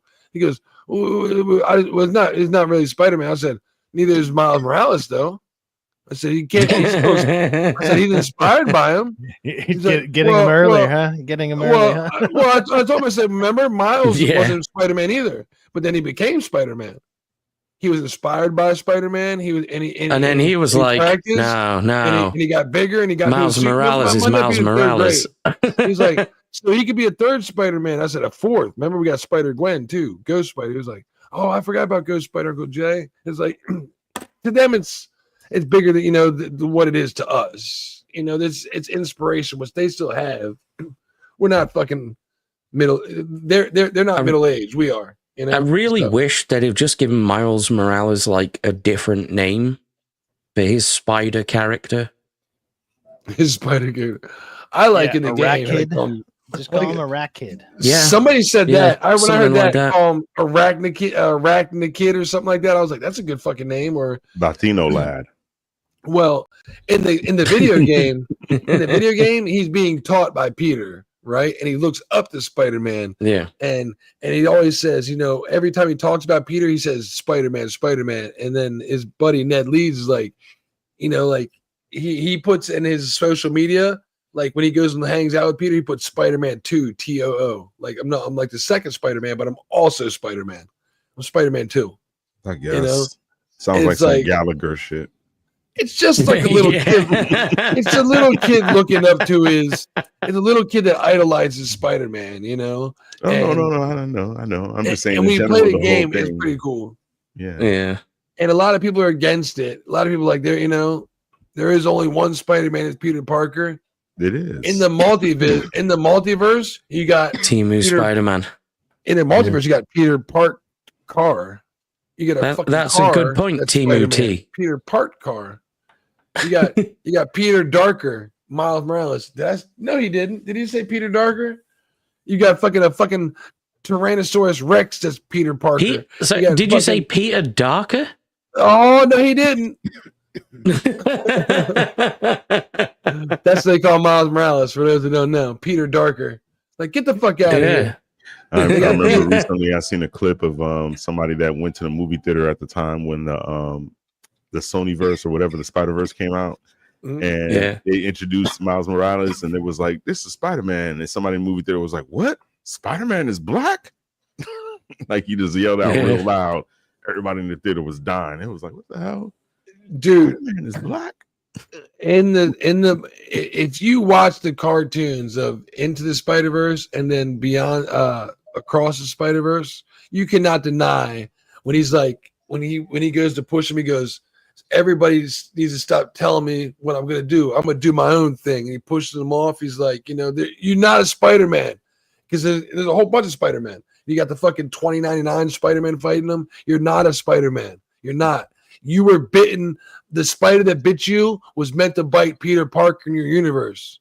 You were never meant to be bit by that spider. You're an anomaly. You're the reason the multiverse is collapsing. Yep. It's like, I blame him for everything. I blame him for Marvel's downfall right now. It hits home. It's like, dude, it's a great fucking story. It's a great fucking story, man. It's all right. And it's for a cartoon. I've never been as impacted. I'm kind of like over it now that they're going to take so long to drop another one. Like, well, you see the animation that Sony's been spending their time on. We just saw it yesterday, and you see how much fucking 2 hours and 37 minutes on fucking. They're about to throw him in this Spider-Man movie. I'm telling you, in this new Spider-Man coming out, you're gonna see so many hints of Miles Morales all over the place. He's already been, dude. In part one, Homecoming, his uncle was in there, right? And then in the last one, his uncle from Homecoming was in that movie. So it's a matter of time until part 3 is going to be called Beyond the Spider-Verse. I mean, is there a small possibility? Hey, DK Bones, are you still here? In the 4th Spider-Man movie. DK Bones, are you still in the chat, man? I might have made a fun little. What'd you say, Kerpa? What'd you say, Kerpa? I mean, when you're talking about Miles, I was thinking about if there's a small possibility that they will introduce Miles Morales in the 4th Spider-Man movie. Yes. Mm-hmm. What do you think? I think they're doing. Even though they say they're not, Angel, I'm pretty sure we've already seen. I think it's possible. The demons. We've seen the fucking demons on the side of those tanks. We know those tanks are. They're setting it up for his movie, but you're not going to see anything. Like, they're just, like I said, they're going to have trails of him in there. Yeah, I'm sorry, Kurt, but yes. My theory is they're going to show, like in the video game, his father dying. Yes. They're going to show that in the movie. And then when his movie come out, they're going to connect it together in that sense where it's going to pick up from there. That's what we're probably going to have the negative, Mr. Negative in the second one as well. When he comes out of his, Mr. Negative will be in that one as well. So if this movie has Mr. Negative in it, Kerpa, this movie can have like him versus Mr. Negative, and somewhere in it have the crowning of the new police chief in it. You know what I'm saying? You played the game. You know exactly what's going to happen when they crown the new police chief. You don't have to show Miles during that. You just need to show the event happen, and when the event happens, I made a quick little meme for DK Bones. If you want to share it, you want a quick little meme? Where's it at? It's there. In what, the private chat? I thought that was DK Bones. I was gonna add him. I thought that was cheap and dirty. Cheap and dirty. Lord, we're there. Where thank you for your services means something different. Oh, in the Navy. In the Navy. God damn it. My dad was in the Navy, damn it. You're absolutely right, DK. It will, because you know who's fucking doing it? The damn the damn director for Shang-Chi. I'm pretty sure they recast and redid Aunt May. I'm pretty sure they cast Aunt May. I'm pretty sure. I don't think so, because she died. Why are they gonna recast her again? That's what somebody said. If it isn't her, then it's got to be Dude, like. Why would you recast Captain Melissa Watanabe? Tomei? Jesus Christ! What a terrible idea. And if anything, bring her back with bigger titties. No. Because at the end of the last one, he was opening up multiverses, right? So and we're going into the multiverse, and the multiverses are collapsing, and so why wouldn't he have some kind of multiverse where he go to another one and bring another Aunt May back? It's a story they already know how to tell, and Aunt May's an integral part of kind of telling the Feast story, pretty much. But she'll be the one that dies again, because in every Spider-Man movie, somebody dies. So if you know that people know. So if it isn't what's his dad's name? I was gonna say Aaron Johnson. That's his fucking uncle. Uncle Aaron, Uncle Davis, Jefferson Davis. If Jefferson Davis isn't the one to die, his dad, then it'll be Aunt May. That is bringing her in to kill her. Isn't this one technically Tom Holland's last Spider-Man movie? Well, he signed on for 3 more films. He signs a contract. He may be in those Avenger movies, but I don't think that he's going to make another Spider-Man movie. Like, I think this is his last one. People sign contracts. What he did was, Marvel was having people sign 6 film deals. He signs 3 because he's smart. He did 3. That's why, like, back when Infinity War came out, there's all. Is it going to be the same thing happened then? Because he restructured his fucking deal. Because the first one did so good, he was like, I want more money. And he held out. Is he signed to Marvel or is he signed to Sony? He signed to Sony, so he can do that. He's not a Marvel. He's not signed to Disney. He's signed to fucking Sony, so he can hold out with Sony and say, I want more cash. I hope this is his last one. And what he does is he's just like a normal actor, signed on for only 3. So he signed on for 1 Spider-Man movie, 2 Avengers films. If they're good and successful, because let's say Avengers bombs. This dude did it's a new director. It might be a shit film. And then, both the Russos do a shit job in Avengers Wars, and that fucking bombs. He's not gonna be like, he can be wanted tied to 3-4 more fucking films. Hell no. I'll do Secret War, get my paycheck, and that's it. Spider-Man will be no more. But if they're good, at least door open to say, I'll do 3 more films. I'll have this fucking guy write another film, and even better yet, just do 2 more films. This guy and end the trilogy by having 6 films of Spider-Man, and then I'll wash my hands and be done with the character. That's what Chris Hemsworth tried to do, but unfortunately, Taika Waititi screwed his fucking franchise up. Fucked it all up. But, yo, gentlemen, I had a great fucking time tonight. YouTube and chill was awesome as always. Awesome. I said awesome as always. Everything is awesome.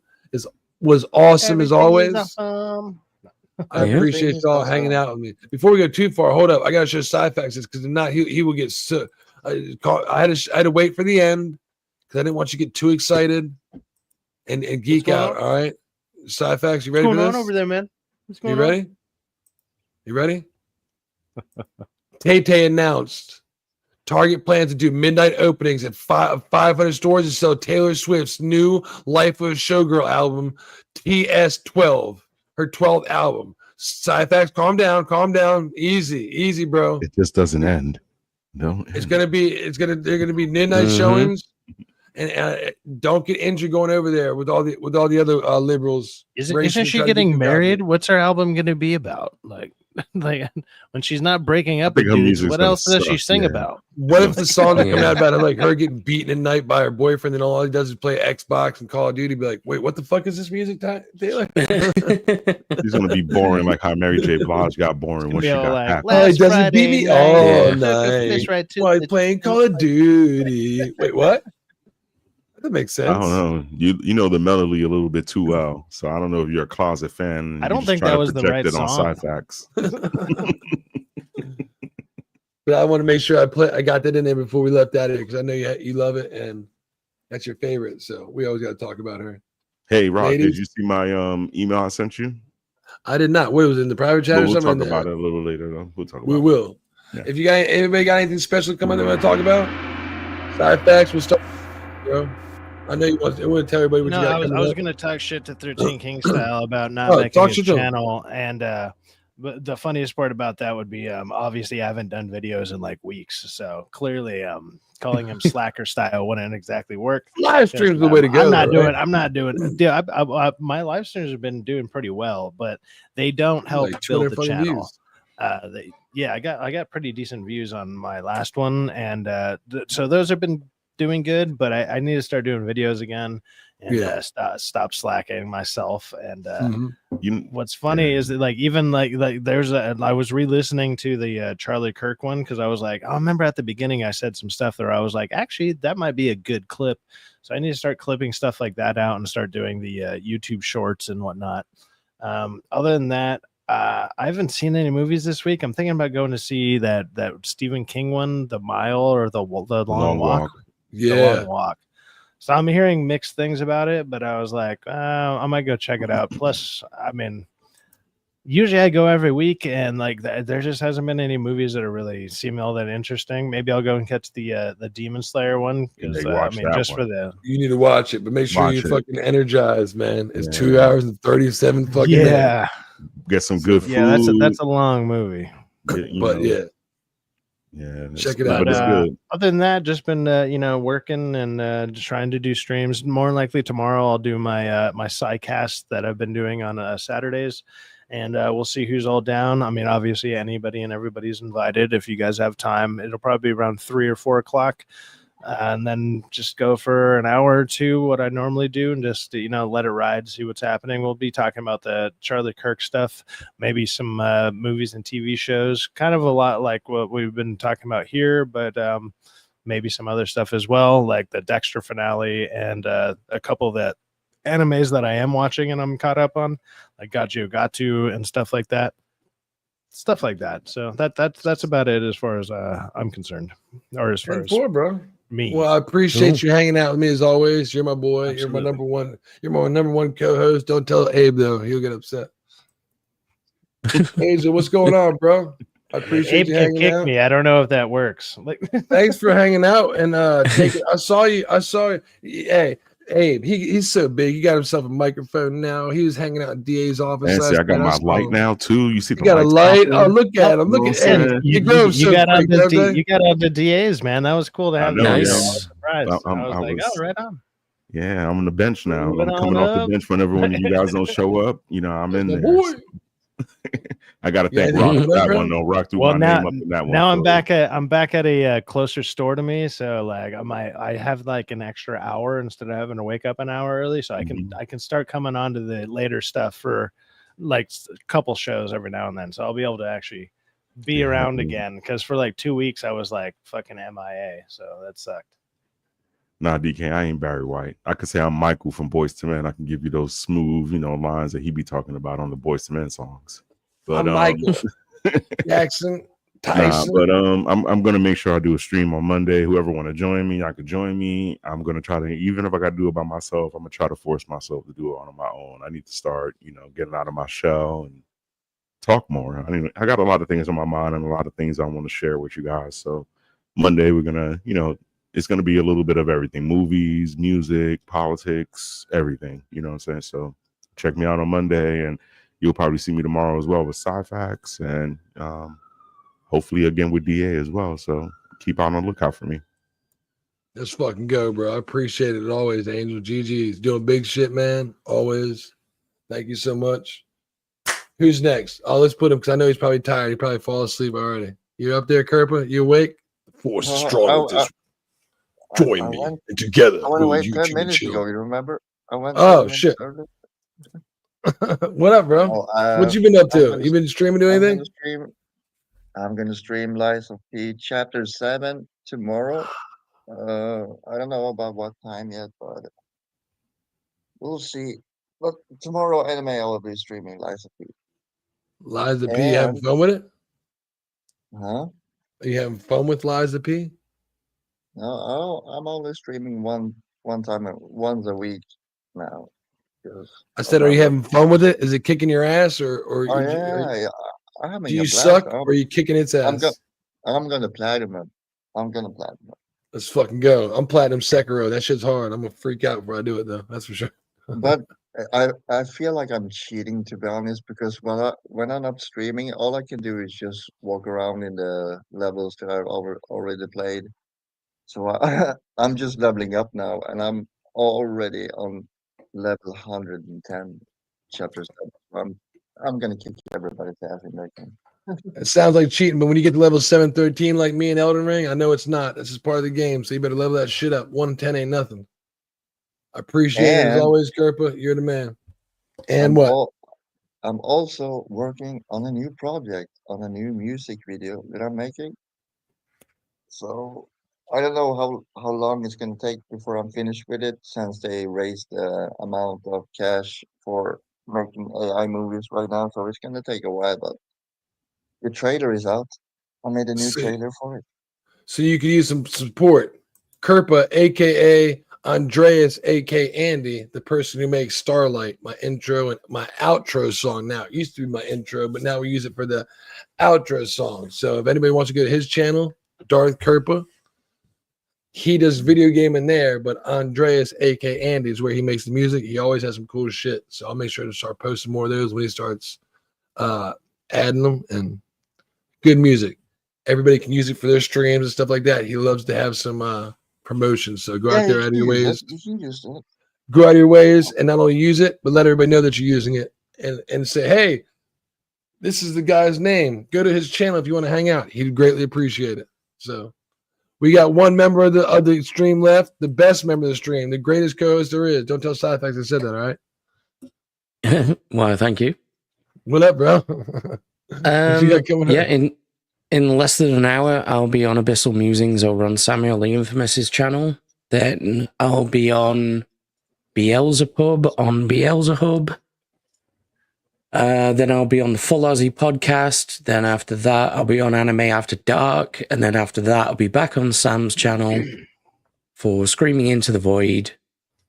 And I think that's it. What days are Jack and Abe? Tuesdays, 10:30 p.m. BST. So what time would that be my time? I'm 6 hours. What am I, 4 hours behind you? I'm well, that's 5:30. That's 5:30 EST. Okay, so that's you said Tuesday? Am I crazy? Yeah, Tuesday. Tuesday, 5:30. He's doing a new show called Jack and Abe. I watched it last week. Y'all need to check that out too. You know, we gotta support all these locals, all our friends. Jack and Abe, Tuesdays, good show. So 5:30 EST. Jesus, hell yeah! I didn't mean to cut you off. I just know I was watching. I liked it, so I was like, "What fucking time is that?" Yeah, and if you want to join us for Marvel Rivals, by the way, just join Tomby's Discord. Yes, I do. Yeah. Sweet.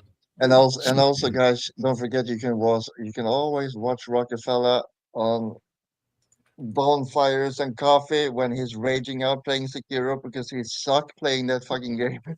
I saw Yadu playing earlier. He was doing New Game +7, and he was playing. He was only watching. He had no viewers, which I don't know how you have no viewers, Yadu. Watch your fucking self. Turn your goddamn phone on. At least watch yourself. Get the algorithm confused, you asshole. I told you that. Then when I come in, it'd be two people, not just one. I'm watching him. He's New Game +7, and he's like just doing the R1, R1, R1, R1, right? So I texted. So I just came in. Fun watching you, Rockefeller. Yeah. So Kerpa, I jump in the chat. I said, "You want me to teach you how to play?" Like a crybaby. Oh, look at these fucking mechanics. It's so fucking slow. So that's what I texted him. I said, "You want me to teach you how to play Sekiro?"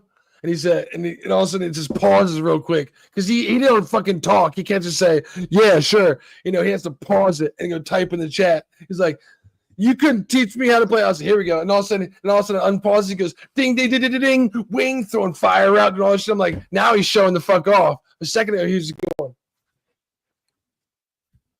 then I text some shit and he fucking can't do it. I'm like, you want me to show you how to play this game? Ding, repost, restab, and I'm like, fucking asshole. Now you fucking showing off.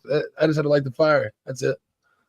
Yeah, it's a great game. So come watch me over there, play that fucking on this channel. But that's the early mornings, bonfires and coffee, 8:30 a.m. With this is YouTube and chill. And we thank y'all for hanging out with us. Anybody got anything else they want to say before we roll out, man?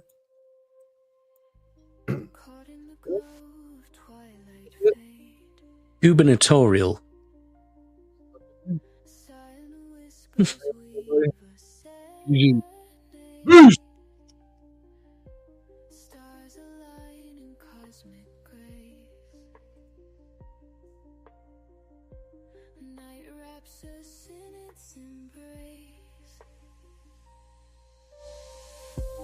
Chasing shadows through the night, find our way by soft starlight. Quiet dreams are born anew. In darkness dipped we